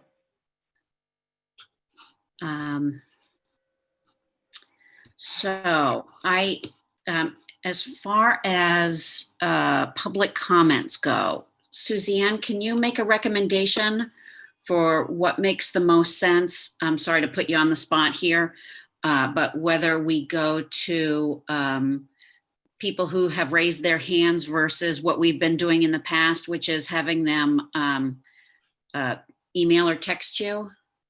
Yeah, well, so I'll put or can someone just share the agenda? Because my mouse isn't working so great. I got it. If you share the agenda, my phone number is on there so people can text questions. No one has as of yet. And I only see one person with her hand raised. So maybe 2 people. So maybe you just start with them. And then if someone texts me, I will. Okay, so why don't we begin? I'm going to, I see Julia, pardon my, I think it's Rogel. And if you unmute, you should be allowed to speak. I think I might have clicked it by mistake. I was moving my phone. I have no comment. Sorry, guys. No worries. But thank you for all the work that the superintendent and you guys are doing. All right. Thank you. Amazing work. Thank you. All right. Ms. Zoll, you should be able to speak. Can y'all hear me? Yes. Fantastic. Thank you so much. I appreciate you taking my comment. First, I just want to thank everybody who is assembled here in all of these reopening plans. I work for an education nonprofit, and I've also been like up to my eyeballs in everything that Desi has been sending out, you know, sometimes like last minute with this whole stoplight color map. And I don't envy the task at all of trying to put these plans in place. So I definitely commend everybody who's been involved in putting these plans together. It is a near impossible task. I feel the need to comment as a parent of an elementary school student. A remote Elementary Start is asking working parents whether they work in home or out of the home. And those parents who don't have the, I guess, kind of ability to or capacity to provide educational support for their elementary age children. It's asking these parents to make the choice between their jobs and their children. And that's an ask that's been made of these families since March 13th. I feel that it both favors families of privilege and then pits them against those without. I think it's very easy for people who live outside of this zip code to assume that a majority of families here can afford support such as tutors, nannies, au pairs, supervised learning pods, or even their own homeschool options. But everybody on this call knows that not to be the case. And I feel like in the spring, families, across the district, we didn't have guidance for, I think it was like, I want to say like 8 days, again, this was like months ago, of missed instruction in the name of equity, right? We couldn't deliver instruction equitably, so there was no instruction. And we had to, families were kind of scrambling that week of March 13th to figure out, what were they going to do for their child's instructional needs come that Monday. And now, from an elementary perspective, we're asking elementary families to scramble now to figure out how to provide instructional supervision for this remote start model. And I feel from what I've seen tonight that this remote model at the elementary level has prioritized equity in the name of uniformity rather than need. I am more than aware that school is not a daycare facility. And even though Massachusetts doesn't have a minimum age for children to stay home alone, we can't expect a 6-year-old to sit at home and complete asynchronous independent instruction if mom and dad or whoever their caregivers aren't home to take care of their children. I fully understand everything that was spoken by the union tonight about the safety of our teachers. I'm very concerned that a fully remote start for our elementary students, it's going to force, it's not just, I wouldn't characterize it as, like this difficult decision. I mean, this is a choice between livelihoods and potentially the abilities for families to even remain in this community because they're making a choice between their child and their job. So I just wanted to add that. Thank you so much. I appreciate it. Thank you, Ms. Zoll. I think you are expressing some of the thoughts that many families are feeling. We are as a country in a crisis with both education and childcare, and you raised some very good points. I see Ms. Vasilio, your hand is raised.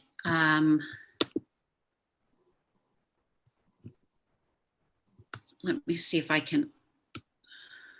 Okay, can you hear me? Yes, we can. Thank you. Hi, thank you. I had written in a few questions and I see that they've all been wiped clean. There were several questions on the board. So let me just, before you jump in, at the beginning of the meeting, I announced that because of potential violations in open meeting law, all of the questions that have been typed in, and as of now, we have 48 of them. We have read every single letter that has been mailed to the school committee inbox or to us individually. We have gathered and read every comment that has been written either in the Q&A here in Zoom or the Google Docs link that the superintendent sent out a week or two ago. We have compiled all questions and all comments and have shared them with the appropriate opening teams as well as with the appropriate employees. So if you weren't on the beginning of this call, I apologize for repeating this, but I have a feeling that a lot of people came in a little bit after. So know that that all of these questions, because this is public comment time, it's a place for people to sort of share or make statements and things for the school committee to take under advisement. And in general, we don't answer questions directly because we feel like really most things require a more thoughtful response than just something straight off the cuff. So where we can make an answer, we will. But if there are very specific questions, that especially that may be of a very, not personal, but a particular to you and your family, we do encourage everybody to reach out to their building administrators, because as the superintendent had said earlier, those school plans are really going to be, the meat's going to go on the bone there. So with that said, I don't know. I don't know if you still have question that you want to bring to us. Well, I apologize because I did join late, so I missed that. No worries. I'm sure that you're in the same boat as many. Explaining that again. I do realize that public comment is more for commenting and not actually getting answers. But there was a document that was sent out last week for last week's meeting with several questions that were posted there as well. So will those questions be addressed to us in any way, shape, or form from the district, or should we take our questions to the school building administrators, as you just mentioned? I think that it probably depends on the question, which is sort of obtuse, I can imagine, because we had questions that were very broad, and then we had questions that were very specific. We are in the process of working, of creating an FAQ, because a lot of the questions that we have received have been, applicable to certainly a lot more than just the people who are asking it. And that should be, we should be able to get that up on our website shortly. Okay, thank you. Is that helpful? Do you want to ask anything, or do you want to make any comments? I'll just hold on to my questions. Okay. Thank you. I appreciate it.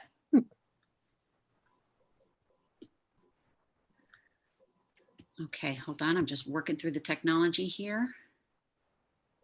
Next, we have Mrs. Diane Gwynn. Hello.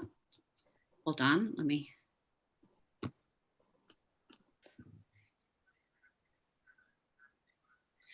If you unmute, you should be able to speak. I think I'm all set. Thank you. And hello. I'd like to first just thank everyone working on these task forces for putting together all of these plans in what has really been short order. It's so evident, all of the work and the effort and the late night energies that so many of you have put in. So thank you for that. I'm impressed with the plans. I'm impressed particularly with the remote portion of the plan in the beginning of the school year. Where it falls off for me a little bit is what happens once the hybrid model starts for families who decide that they want to remain remote.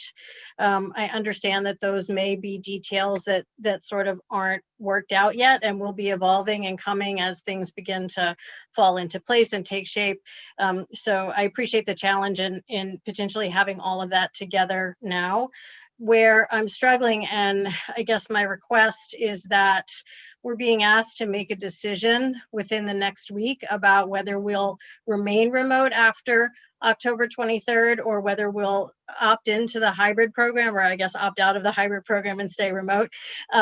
But I'm feeling like we don't really have enough information about what those remote programs will look like in practice once the hybrid model kicks in. And I'm particularly interested in the middle school. That's where I have a rising 8th grader. It felt a little clearer looking at the high school plan. I think there at least seemed to be, more slots in the day for some interaction between remote kids and teachers. I don't see the time for that in the middle school plan. Maybe the elementary plan too, although I confess I wasn't quite as focused on that. But I'm feeling like we just don't have enough details to be able to make an informed decision in such a short period of time about staying remote versus starting to attend in person during the hybrid plan. So I'm hopeful that there's more detail about that forthcoming. And maybe that if there's any flexibility within with the date of sort of when we have to commit to that decision until we do get some more details, I'd be grateful for that. Thank you. All right, thank you. All right, so that's been a little bit more than 10 minutes and we have still a very full agenda. So I am going to encourage our attendees to do a couple of things. You can either put your questions into the Q&A that is on the Zoom below, or you can email the school committee because I'm sorry, you can email the school committee and it's a group email. You can find it on our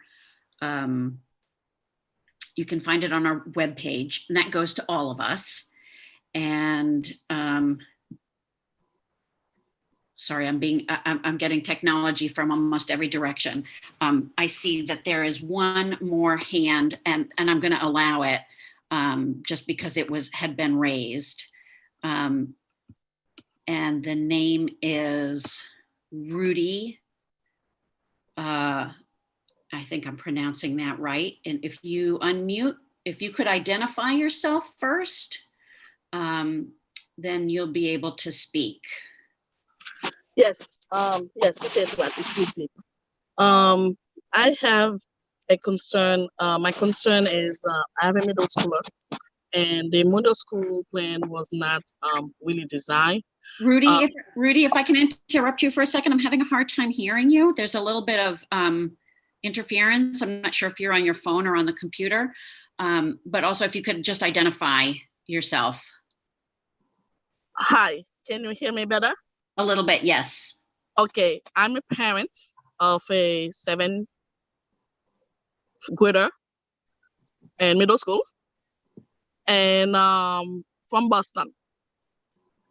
And I was looking at the remote plan, which is not clear. And when I was trying to do the survey, and the amount of time they give us to make that decision, it's very hard. When we have 2 working parents, I'm working almost like 10 hours shift a day, and I cannot make that decision really quickly unless within Monday. So, and when I was looking at the middle school plan, is not really clear. Can we reach out, Mr. Callahan or anybody in the middle school, reach out of the parents and send the document so we can read it, so we can make it a very informative decision? Because right now we cannot, just because of tonight's meeting, it's not enough to make a very decision. So whether to remote the kids until now, until Thanksgiving, and maybe something changed by the end of October. So it's very, very hard right now to make a decision with a little information. And again, I don't see too much. I don't know why Miss O is not there, but it's very imperative to know this is a community of 64 parents from Boston going to Swampscott, and that does not mention in none of the plan, either the high school, the middle school, or the elementary. So how we send the kids out at noon and when they're already all the way to Boston. And I don't see that in the plan. And we, like I said, this is 64 families we have in that community. All right. Rudy, I appreciate your comments. I think in some ways they were not unlike the woman who spoke right before you. And I also am concerned that maybe you came in a little bit later because there was some discussion. I'm going to defer to Ms. Angelakis, who's raising her hand. Hi, Rudy. It's Miss Angelakis. I just want to say that Miss O has been part of this planning team the whole time. She has been working closely with us on this plan. I don't see her as an attendee tonight, but she has been in person with us planning and working on supports for our Boston population. So she's been heavily involved in this process. She may have been on earlier, but I do not see her here now. But I just want to assure you that she has been an integral part of this process and also is an integral part of my leadership team. All right. So with that, now we're going to move forward. So Superintendent, I'm going to turn it back over to you to work through your. So that was the end of my presentation, and on the agenda here, there is a vote requested to move forward with this plan, and it would be a formal vote versus last week's vote to approve moving forward. This would be a vote on the plan, and that would include starting remote to hybrid with the dates that I proposed. And then we're looking for a second vote. That second vote is under letter C, and it would be that Swampscott School District's reopening and closing decisions and moving to a full remote would be based on the data and recommendations from the governor, DPH, which is where the governors and the CDC. And I am requesting a vote for that as well. So I'm requesting 2 votes. One is to move forward with the plan formally, that we do the remote to hybrid based on the dates we're talking about and everything that the details laid out tonight. And then following the state and federal guidance that we have outlined in the agenda. All right, so I'm going to begin with the first one, and I'll entertain, I will entertain a motion to approve the fall reopening overview as presented, with the understanding that the situation is fluid and changes to the plan, including dates, are likely. I'll make the motion, Amy. Second. Any discussion before we vote? Suzanne?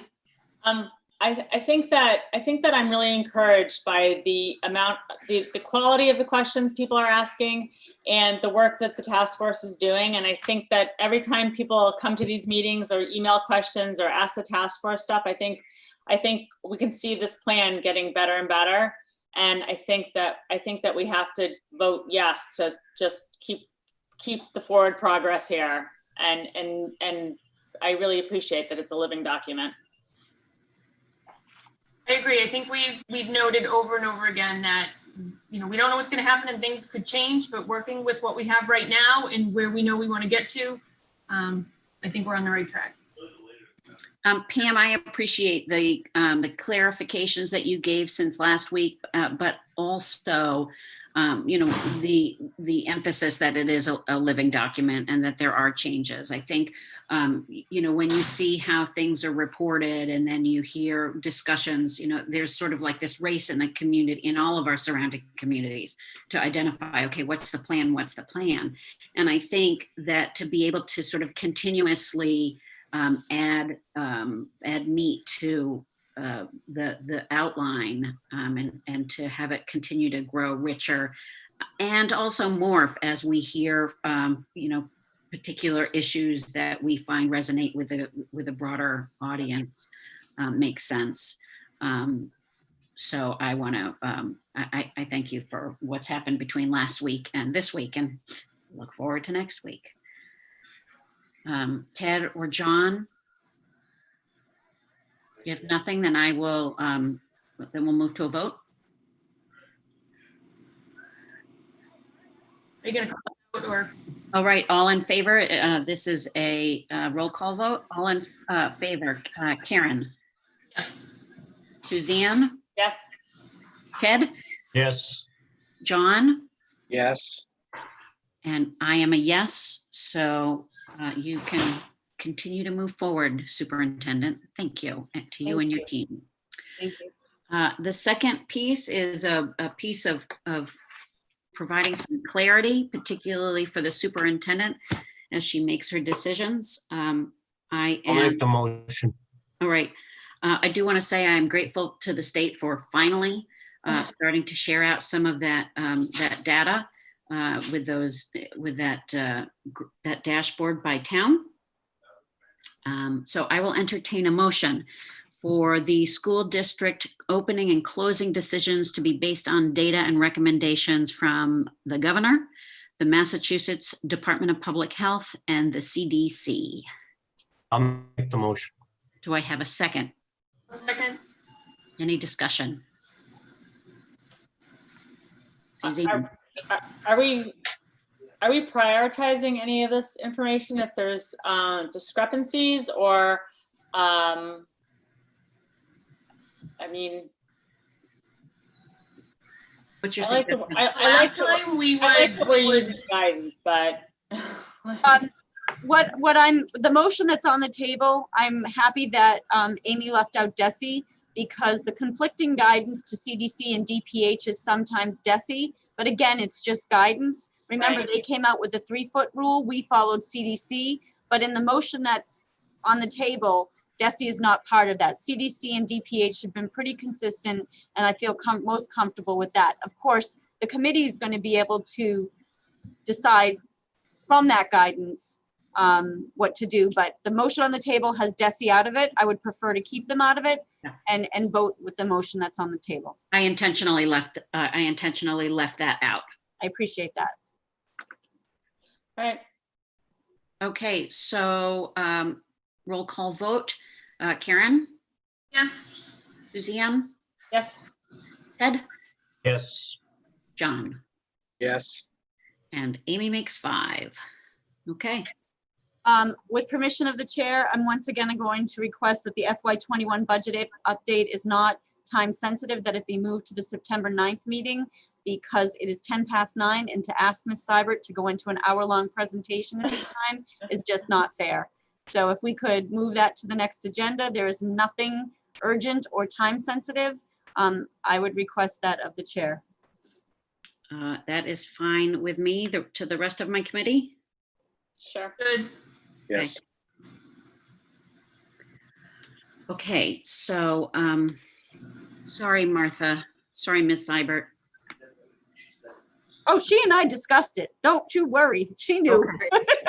or no it's apologies fine. necessary. This is the second time, but yeah. Yeah. I want to allow for thoughtful questions. Obviously, you have the presentation. If you have questions, please email me and I can make sure that I work it into my discussion. All right, so we're going to move forward into discussion about our school, the committee and the subcommittees, as well as liaisons. Has everybody had a chance to look at this document, or is this something that you need a moment to take a look at?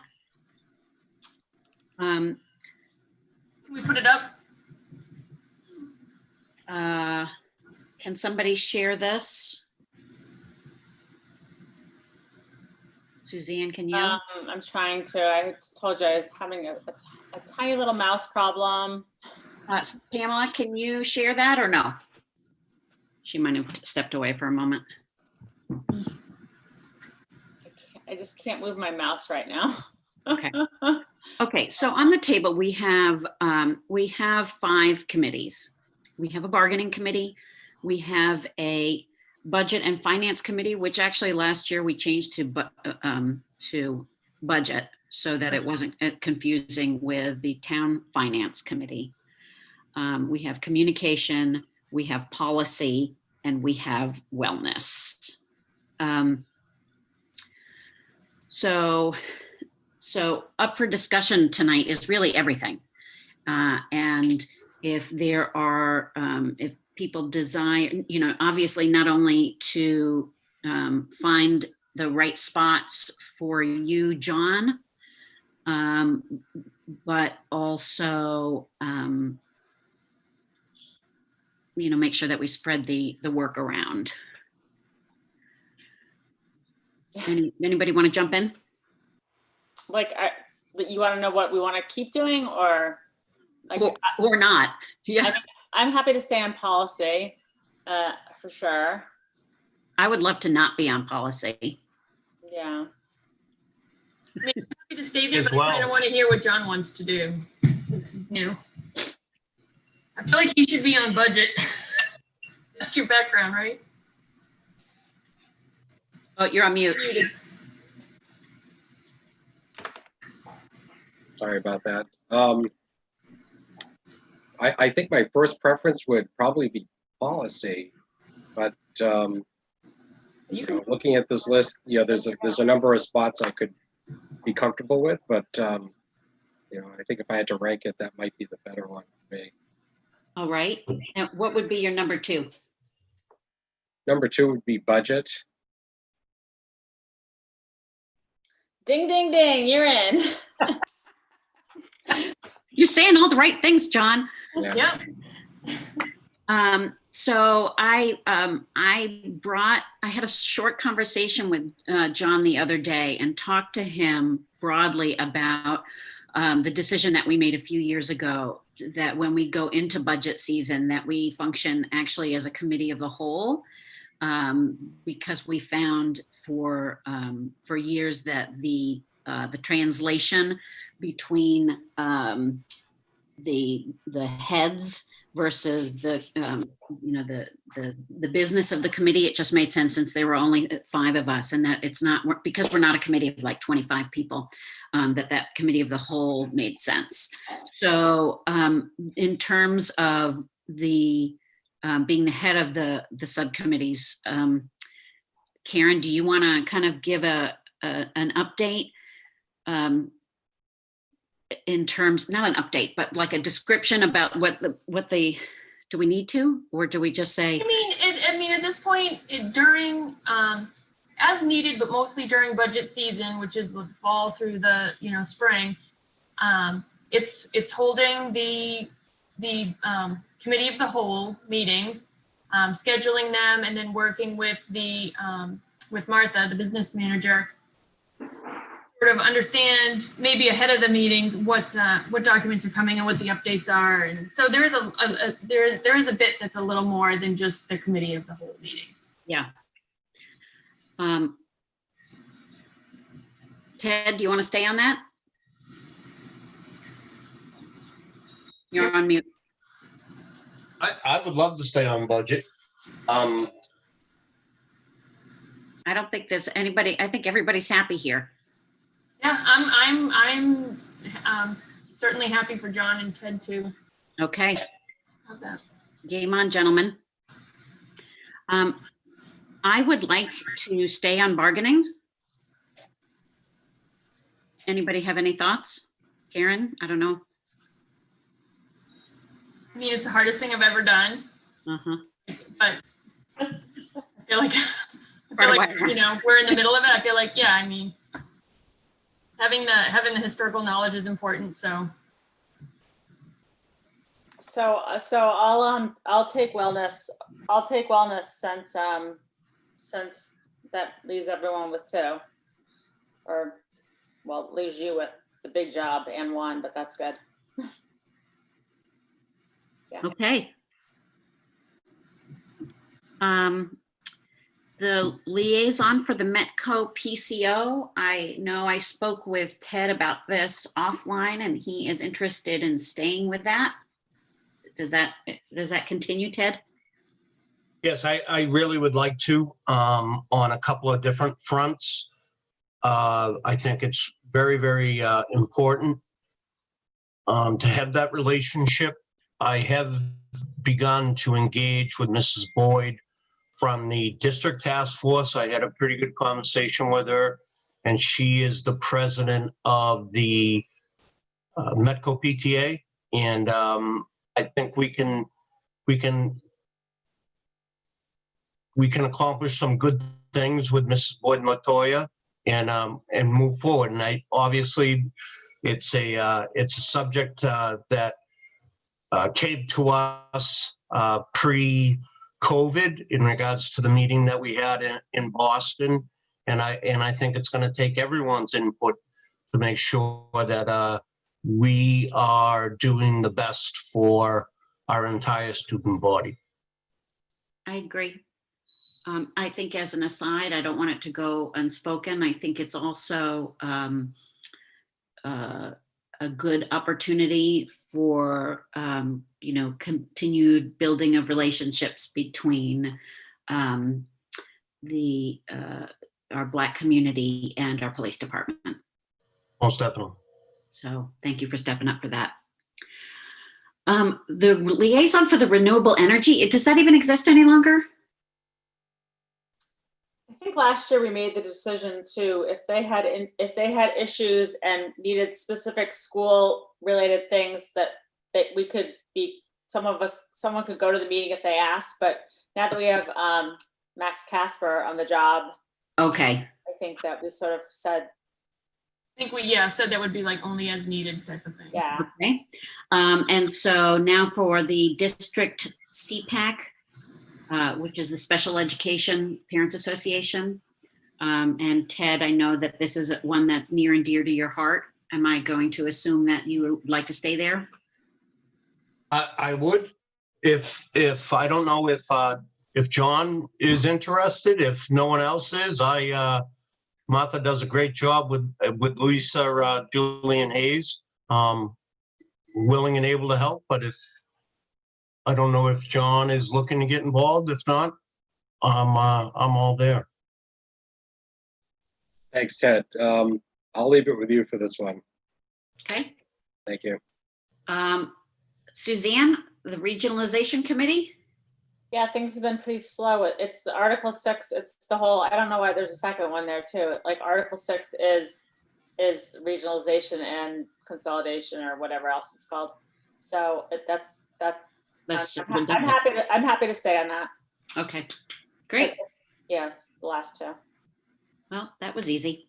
Yeah.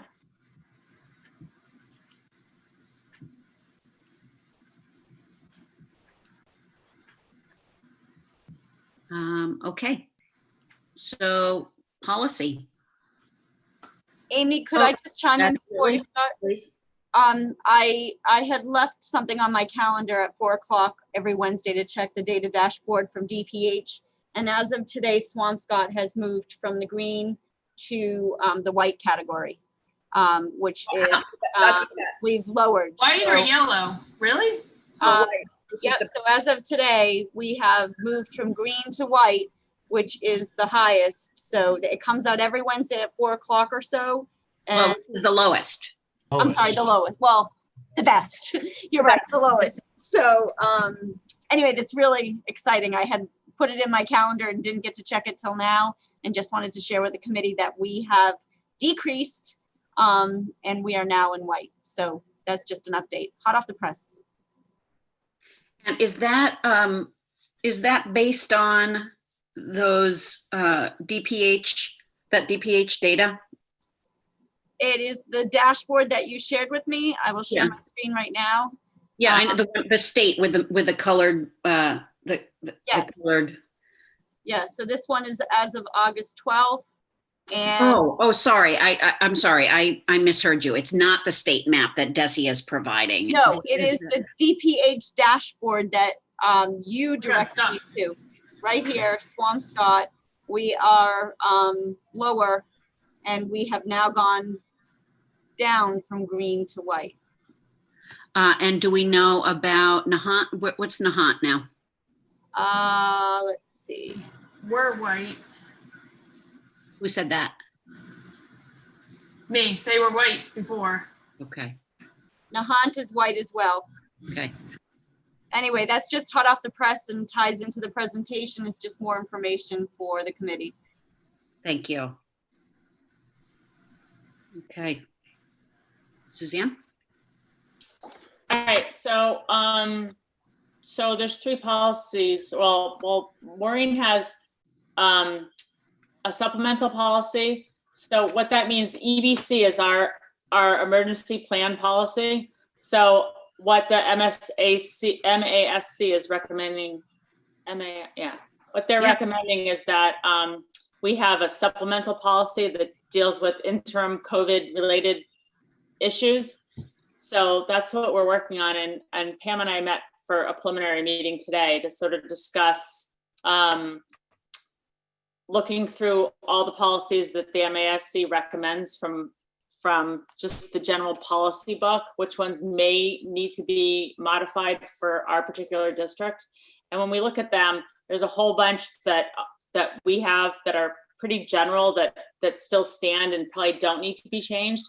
And then there's a few that need to be addended to sort of clarify a few things during this pandemic. And then there's probably 2 or 3, maybe even 4 policies that we need to write.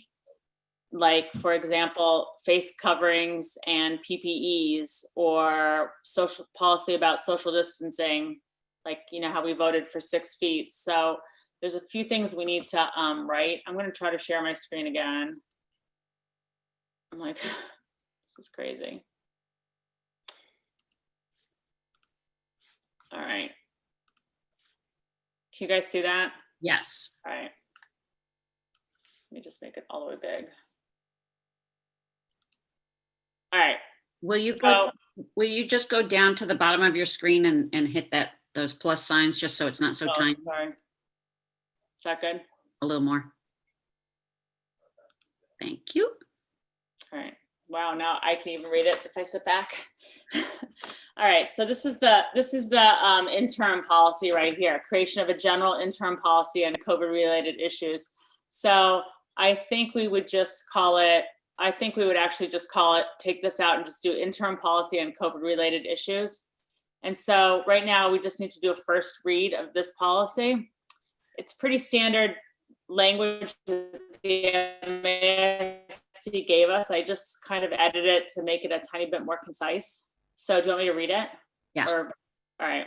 So the school committee takes note of the COVID-19 emergency, resulting disruption of the traditional school day and year, growing concerns of students, families, and the community, and the growing number of issues that will affect public education. In general, the policies of the Swampscott public school system remain in effect during the 2021 school year. In a few instances, some policies have been addended or created in response to the district needing both the support and the flexibility to create the best, most safe educational delivery in the wake of this healthcare crisis. Therefore, the school committee establishes an emergency interim policy. Oops, sorry. My God, that's the worst. How do I get back? Can you guys see my screen still? I can see your screen. Wait, I can see your screen too. Do you want me to keep reading? Okay, sorry. Therefore, the school committee establishes an emergency interim policy to, in these bullets, promote and assure the health and safety of students, faculty, and staff, and all persons who come in contact with them, comply with the emergency orders of the governor, and adhere to the extent possible to the guidance of the DPH, CDC, and other state and federal agencies to carry out the safest strategy for returning students to school. Provide and maintain to the extent possible under the circumstances a high and efficient level of educational services. Ensure support for students in general and in particular for those at highest risk educationally as well as those at social and economic risk. Authorize changes to operating protocols as needed to open, conduct the district business, and operate schools effectively for various venues or platforms, and allow the superintendent and staff to act quickly and carry out a back-to-school plan to facilitate the reestablishment of a safe and productive school day and year. The superintendent and reopening task force, with the approval of the school committee, has developed a back-to-school plan. The superintendent will designate the appropriate staff members to oversee the safe administration of COVID-related policies during the period of the pandemic emergency, and shall make such recommendations to the school committee as needed. The school committee will authorize the superintendent to act expeditiously in executing the back-to-school plan in accordance with the current law and regulations, and will, where noted, authorize the superintendent to suspend, revise, or recommend policies, rules, and protocols as needed to serve the best interest and safety of students, their families, and the community. The back-to-school plan shall constitute the policy of the school district during the pandemic emergency, and the superintendent shall exercise the authority to provided in law to carry out the plan as needed. The superintendent, with the advice and consent of the school committee, may suspend or modify individual district policies to address the COVID-19 emergency as declared by the governor. Such suspensions of policies shall expire upon the end of the emergency as declared by the governor. So that being said, that's like covering kind of in general our policy manual. And then in specific, the MSAC had a few dozen policies they thought we should look at, and just going through them quickly. I weeded out the ones that we need to addend. And so school calendar, we only talk about that the school committee approves the school calendar in our policy. So we actually don't need to addend everything, but I thought it would be appropriate here just to say that we have voted to adopt a calendar of 170 days. Attendance, we don't actually say, at each building level, they have a sort of a policy about how many days you need to attend, and at the high school, we have something about your grade being dependent on your attendance. That's something the high school will have to deal with, like that's going to be in their amended handbook or their addended handbook. But I think we need, in our policy, we just talk about after 3 days of absences with no word from families, we notify, we reach out to families. We need to just decide if we're going to change that, or if there's some other way or some other means that we're going to be are we going to be looking for attendance issues after 3 days, after 3 sessions? I mean, 3 times kids don't log in, or 3 days they don't log in, or, I mean, it's so difficult with not having, necessarily school, every day of the week or whatever. So we just need to talk about. Yeah, I'd like to hear from the principals on that. Yeah, so like I said, each principal will probably be doing something different for their building level, just because that's how their handbooks are laid out. But we can mandate that they can't go more than 3 days without notifying or not. And then also DESE has a new standard. The superintendent was telling me that we have to track days of remote learning and days in-person days. So I don't know if we need to just reflect that in our policy. This is just something now, John, you and I can start talking about and finding exemplar policies to try to figure out if we need to include this. The graduation requirements, I know during Mr. Kohut's presentation, it sounded like we aren't going to be changing any graduation requirements. So we can just go ahead and cross this one off the list. Special education, I know the superintendent wanted to have a discussion with the assistant superintendent and talk about, there's one special ed policy that we have that may be needed to be adopted, because it talks about, observing classes, and we also might need to make a statement about prioritizing high priority, high risk, and other priority learners. So that's something we need to look at. Job descriptions, the superintendent wanted to look a little more carefully at the job descriptions with HR and legal to talk about, the adaptability and flexibility that we need for in different job responsibilities. Privacy, I think we already talked about this during the beginning of this COVID crisis, about Zoom presentations are not allowed to be recorded without permission. I think that we just need to add this addenda to the privacy policy. School visitors, this is something that's come up tonight a couple times. Like, we can addend it to say that non-essential visitors will be discouraged in all buildings. Or we could say something like, or only allowed with prior approval, so that we can control this. And then all visitors will be required to wear a face mask and maintain 6 feet of social distance from all others while in the building. Suzanne, can you scroll down a little bit? Oh, yeah, sorry. So we have to sort of figure out, so let me just go one more. Building grounds and maintenance. We could, although we don't have to, because our maintenance and building, this policy is pretty general, but we could addend it to explain or to clarify what our cleaning plan is, like sort of what the task force has developed. We can talk about, what's happening, how often, by whom. But isn't that more of a it's definitely more of a protocol. Yeah, the policy would be like, the policy is the buildings must be having a deep clean at the end of every day or in the middle of 2 sessions. Like our policy is you need to have a deep clean, or you need to have people, we need to have people who clean whatever, all the high touch surfaces throughout the day, right? And then the protocol is what the task force is working on, like how it's going to be done and who's going to do it. But I think like just to amend our policy, because right now we talk about, just got to keep a clean building.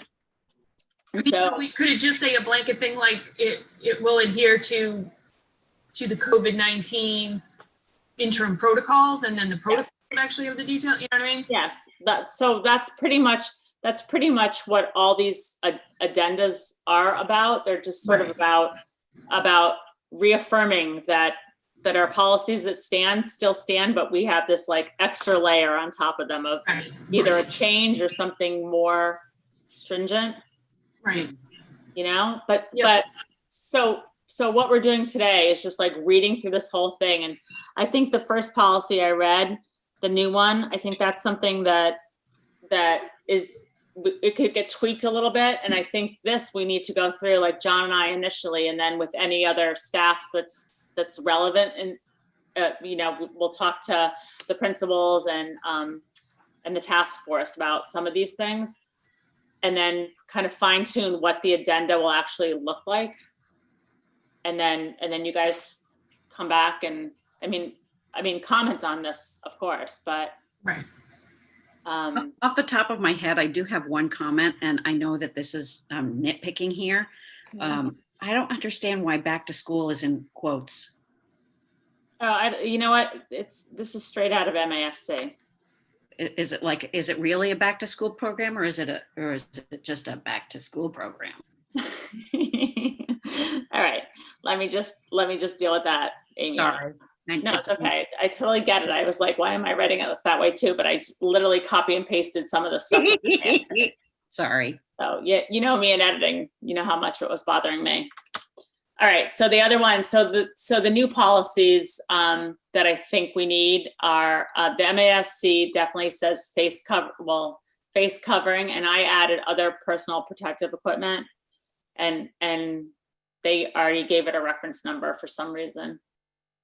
So what about the it's just come out, what about the use of gaiters? Like saying you can't use them? Yeah, the study that just came out that basically said wearing a gaiter is worse than just going with no face mask. Is that a scientific study, or was it just like was that a CDC, a DPH, or a good? You know what? Touche. Okay, so I don't I'm not prepared to put that in here yet. Just whatever. And also I'm really cognizant of all the people that have been fundraising for like all that stuff. I know. So we just need to make sure where that study is coming from. Okay. So we could do a first read of this new policy, face covering and other personal protective equipment. The Swampscott School District is committed to providing a safe environment as schools reopen during the COVID-19 pandemic. According to public health experts, one of the best ways to stop the spread of coronavirus and to keep members of our school community safe is the use of face masks or face coverings. Therefore, in accordance with the guidance from the Center for Disease Control, the Department of Elementary and Secondary Education, and the Massachusetts Department of Health, the following requirements are in place until further notice. A face covering that covers the nose and mouth must be worn by all individuals in school buildings, on school grounds, and on school transportation, even when social distancing is observed.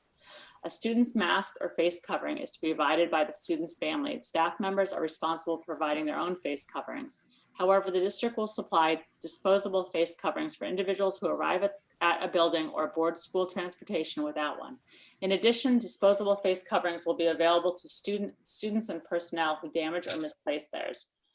And then I added this to the policy because there was nothing about PPEs. Disposable gloves, face shields, goggles, and protective gowns and coats will be provided by the school district. Staff in direct contact with students are required to wear disposable gloves and face shields during all interactions. The use of protective gowns and coats and goggles is encouraged but not mandatory for staff in direct contact with students.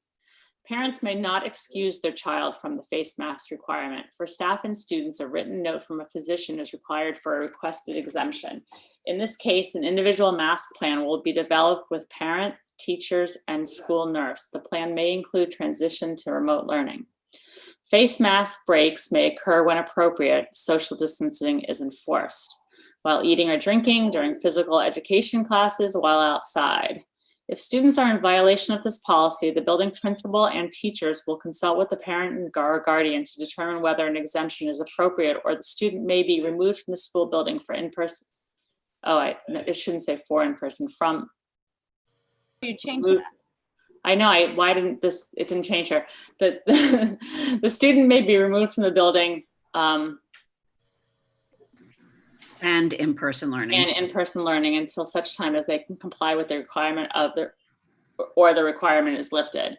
Violations of this policy by staff will be handled in the same manner as other violations of school committee policy. Visitors in violation of this policy will be denied entry to school district facilities. The policy will remain in place until rescinded by the school committee. I thought that we decided that there were no excuses, that there were no, what's the word that I'm looking for? That everybody had to have a mask or you were remote. We did. But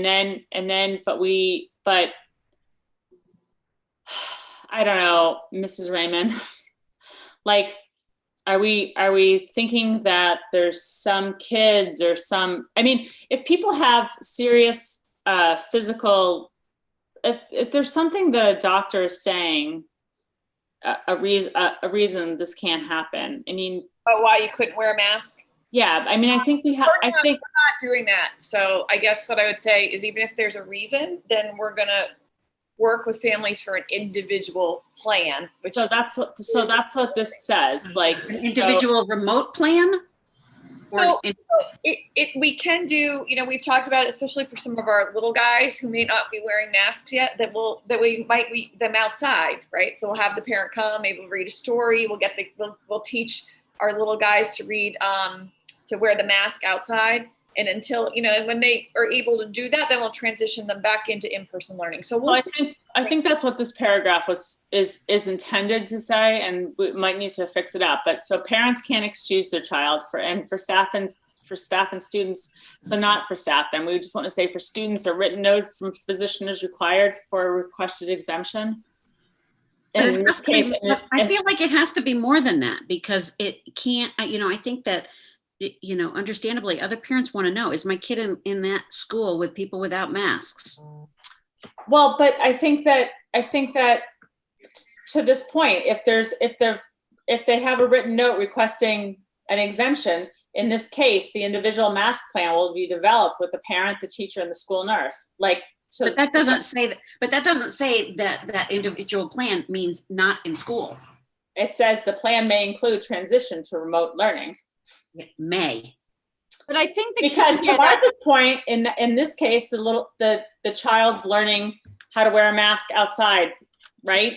And not maybe his. That's what I would say we'll figure out a plan, but we are not doing inside instruction with kids without masks. Period. Whatever reason anybody has that they can't do it, we're not doing that. So okay, so I might do instruction in a tent. I might do whatever else, but we'll figure it out. I've noticed. But in terms of having a policy, I think it has. It doesn't even have to say that. It just says no mask, no in the building. Yeah, no mask, no building. Yeah, how you help the kid get there is like not in the policy. That's different. Okay, so you guys want me to just delete that whole paragraph? I don't know if it's deleting it.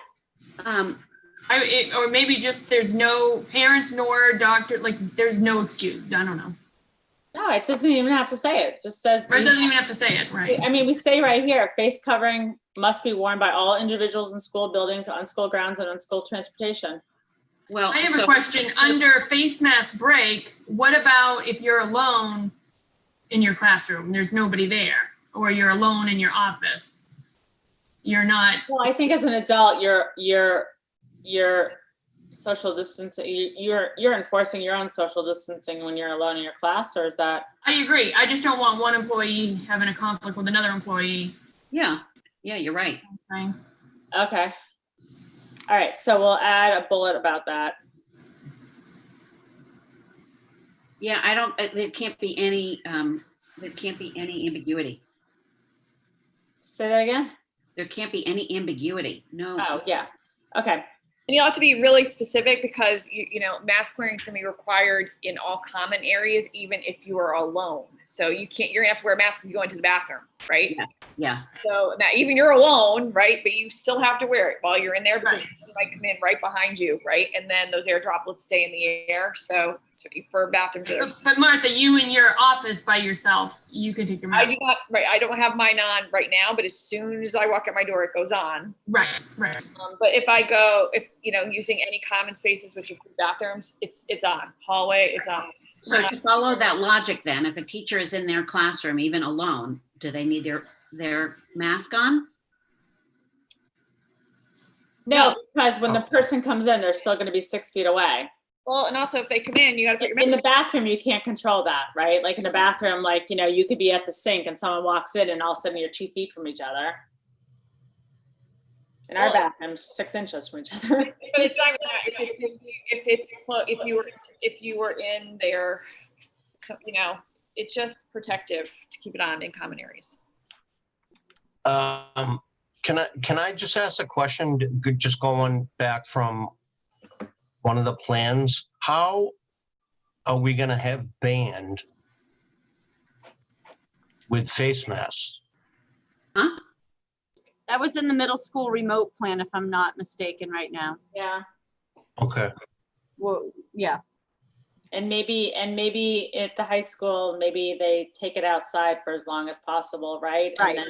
And then you don't practice, and you practice at home by yourself, not in the school. I mean, I think these are all, I mean, they can't take their we're telling them they can't take their face mask off to do it, so. Right. This isn't unlike trying to figure out how you're going to do labs. I think that those individual teachers are going to need to figure out what this looks like in a COVID age. Yeah, agreed. And they know the rules. Okay, so we'll work on. I think there's DESE guidance on actual instruments and which ones are allowed and not allowed, and even including chorus. I think so. I think they've already pushed out that you can't do it. I think, Pam, don't you remember reading that? I think it already came out. Like, there's no wind instruments allowed. Like, it says, like, you can't. I hope they know that. Yeah. Let's hear it for the triangle. Yeah, you can't do it. Tambourine. Bongos. All right, so we'll work on. Because this is the first reading of this, why is it in a Google Doc that people can add their comments or their edits? And then for the second reading, you can firm it up? Yeah. I'd rather tell Suzanne and she can mess it up. Just a suggestion. Suzanne's like, no, nobody's touching. You can, of course you can mark it up. And then at some point, the policy subcommittee will meet with appropriate related people, and we'll firm up the language and bring it to you again. But I'll also say, Martha, I don't think you need to feel obliged to sit for this. No. Okay, so the other new policies that we were talking about needing is a social distancing policy. Something to this effect while in school. And I think this is where we can put the thing about the common areas. Well, no, that's not true. Well, we'll do the mask up front, but in the other policy. While in school, all students, faculty, and staff are to remain 6 feet apart. Classrooms will be laid out in such a manner to accomplish this requirement. Hallways and projected traffic flow will be marked to facilitate this requirement. Students, faculty, and staff will be expected to adhere to the standard to the best of their ability. In cases where this social distance is in question, students and adults must be masked, and faculty and staff should be protected by additional PPE. So comment away, or I definitely think this is where we have those common areas. But I think, yeah, we can add it in both places, actually, like wearing the mask and yeah, we can add it in both places. Hand washing and sanitizing policy, or hand washing / I should say hand sanitizing. Students, faculty, and staff must wash hands with soap and water frequently and or use hand sanitizer when soap and water are not readily available. Students and staff should at a minimum wash hands upon arrival, before and after meals, after bathroom use, after coughing or sneezing, and before dismissal. Hand washing or sanitizing should be done. After. Oh yeah, sorry, I should say yeah, done after use of shared or high touch areas. Yeah, done after using or sharing high touch areas. Something like that. I'll fix it. And then we talked about maybe needing a policy to talk about when we're going to pivot between remote and hybrid, and sort of referencing that matrix, you know, about what our thresholds are for, and probably looking at the threshold for each level of schooling. Like, you know, there's no reason to shut everything down if our numbers are good, but we have maybe 1 or 2 cases in one of the schools. Is that when we shut down a school and keep the other schools open? We just have to sort of discuss what this looks like. So that's There should be existing guidance for that, correct? Like, yeah, I know, but we just have to say what our threshold is for our schools that have 320 kids in them or something, right? Like, or what that looks like. And illness and contact tracing, it was like another policy that was recommended that we might want to have something for. This is something like if the task force, or if the task force has established protocols for contact tracing, or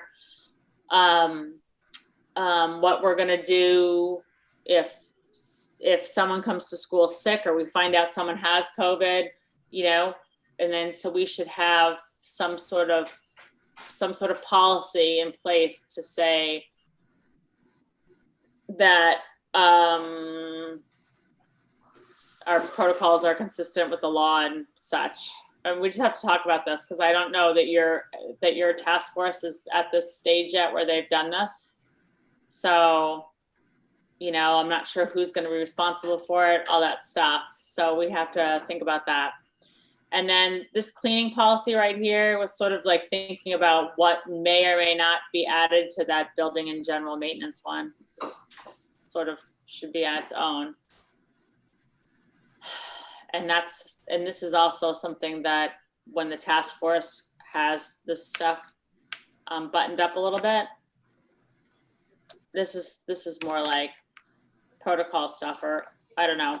We have to figure out how to make this general enough to be policy. So that's where we're at. I think that was it, yeah. So, thoughts?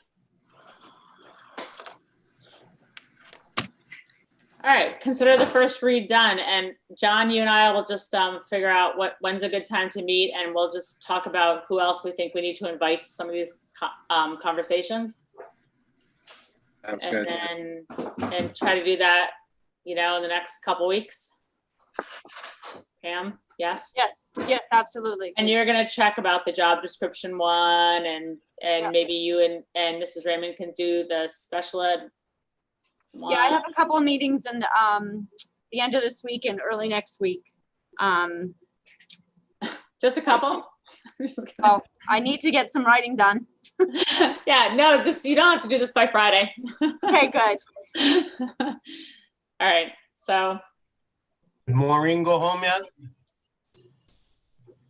Yes, Maureen's been home. All right, so that's all I have for this. And then the next policy, hold on, where is it? This harassment policy, I think if no one has a problem, we're just gonna kick the can down the road for another week or so, because it's just, there's some changes we have to make from our policy. John, we can start looking at that, because the changes are coming from the federal government, and we just have to adapt our policy, which probably needs a little bit more updating than just that. So that's my recommendation. We have a first read on the EBC and the face covering. And then when we do the other new policies, we'll have a first read on those, I guess. That's all I got. Thanks. All good, Amy? Well, good. I can't. Wait, I'm gonna stop sharing. All right. Let's see, my computer died, so I just have to pull up this consent agenda. Do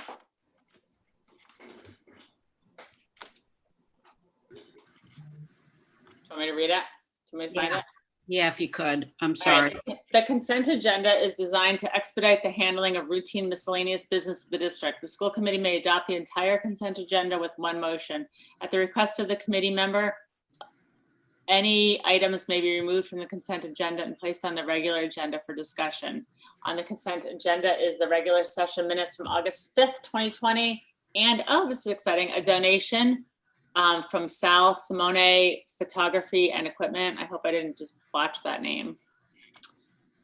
Can I get a, wait, do you want to keep going, Amy? So I will take a motion to approve. I'll make that motion. Anybody second? Any discussion? Suzanne, any possibility to read that, the donation from Sal Simeone? So it's a donation to the high school. Wow, funding source is Sal Simone and $3,100 for photography equipment to use in the photography classes. Wow. And it's a whole bunch of stuff like a studio lighting power supply, lamp heads, and things that go with them, barn door blind with diffuser, and all these attachments that go with that, a lamp head diffusion domes, 2 of those, some umbrellas, some reflection umbrellas, and stands, tripods, posing stools. Wow. Yeah, some great stuff. Medium format film cameras with Zeiss 80mm Zeiss lenses. Wow. Yeah, some nice stuff here. Thank you. Yeah.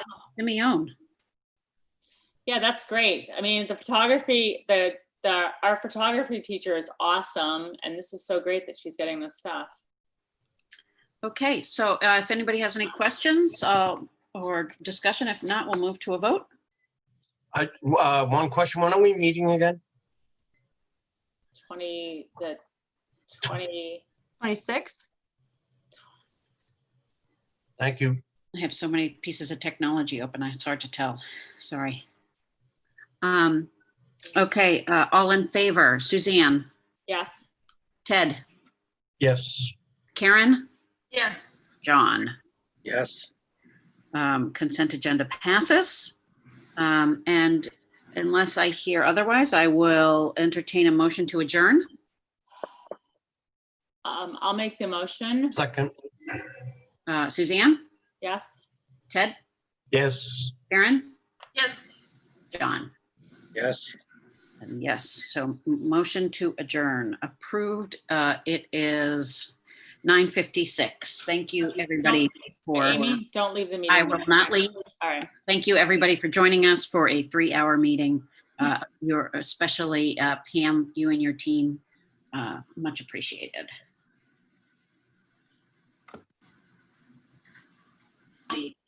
Just keep the live stream going in. All right, I will not do anything until you instruct me. It just, Joe? Yeah, 1 second. All right. I just don't understand how you can select all. Joe, should I stop recording? You can now stop recording, and you can also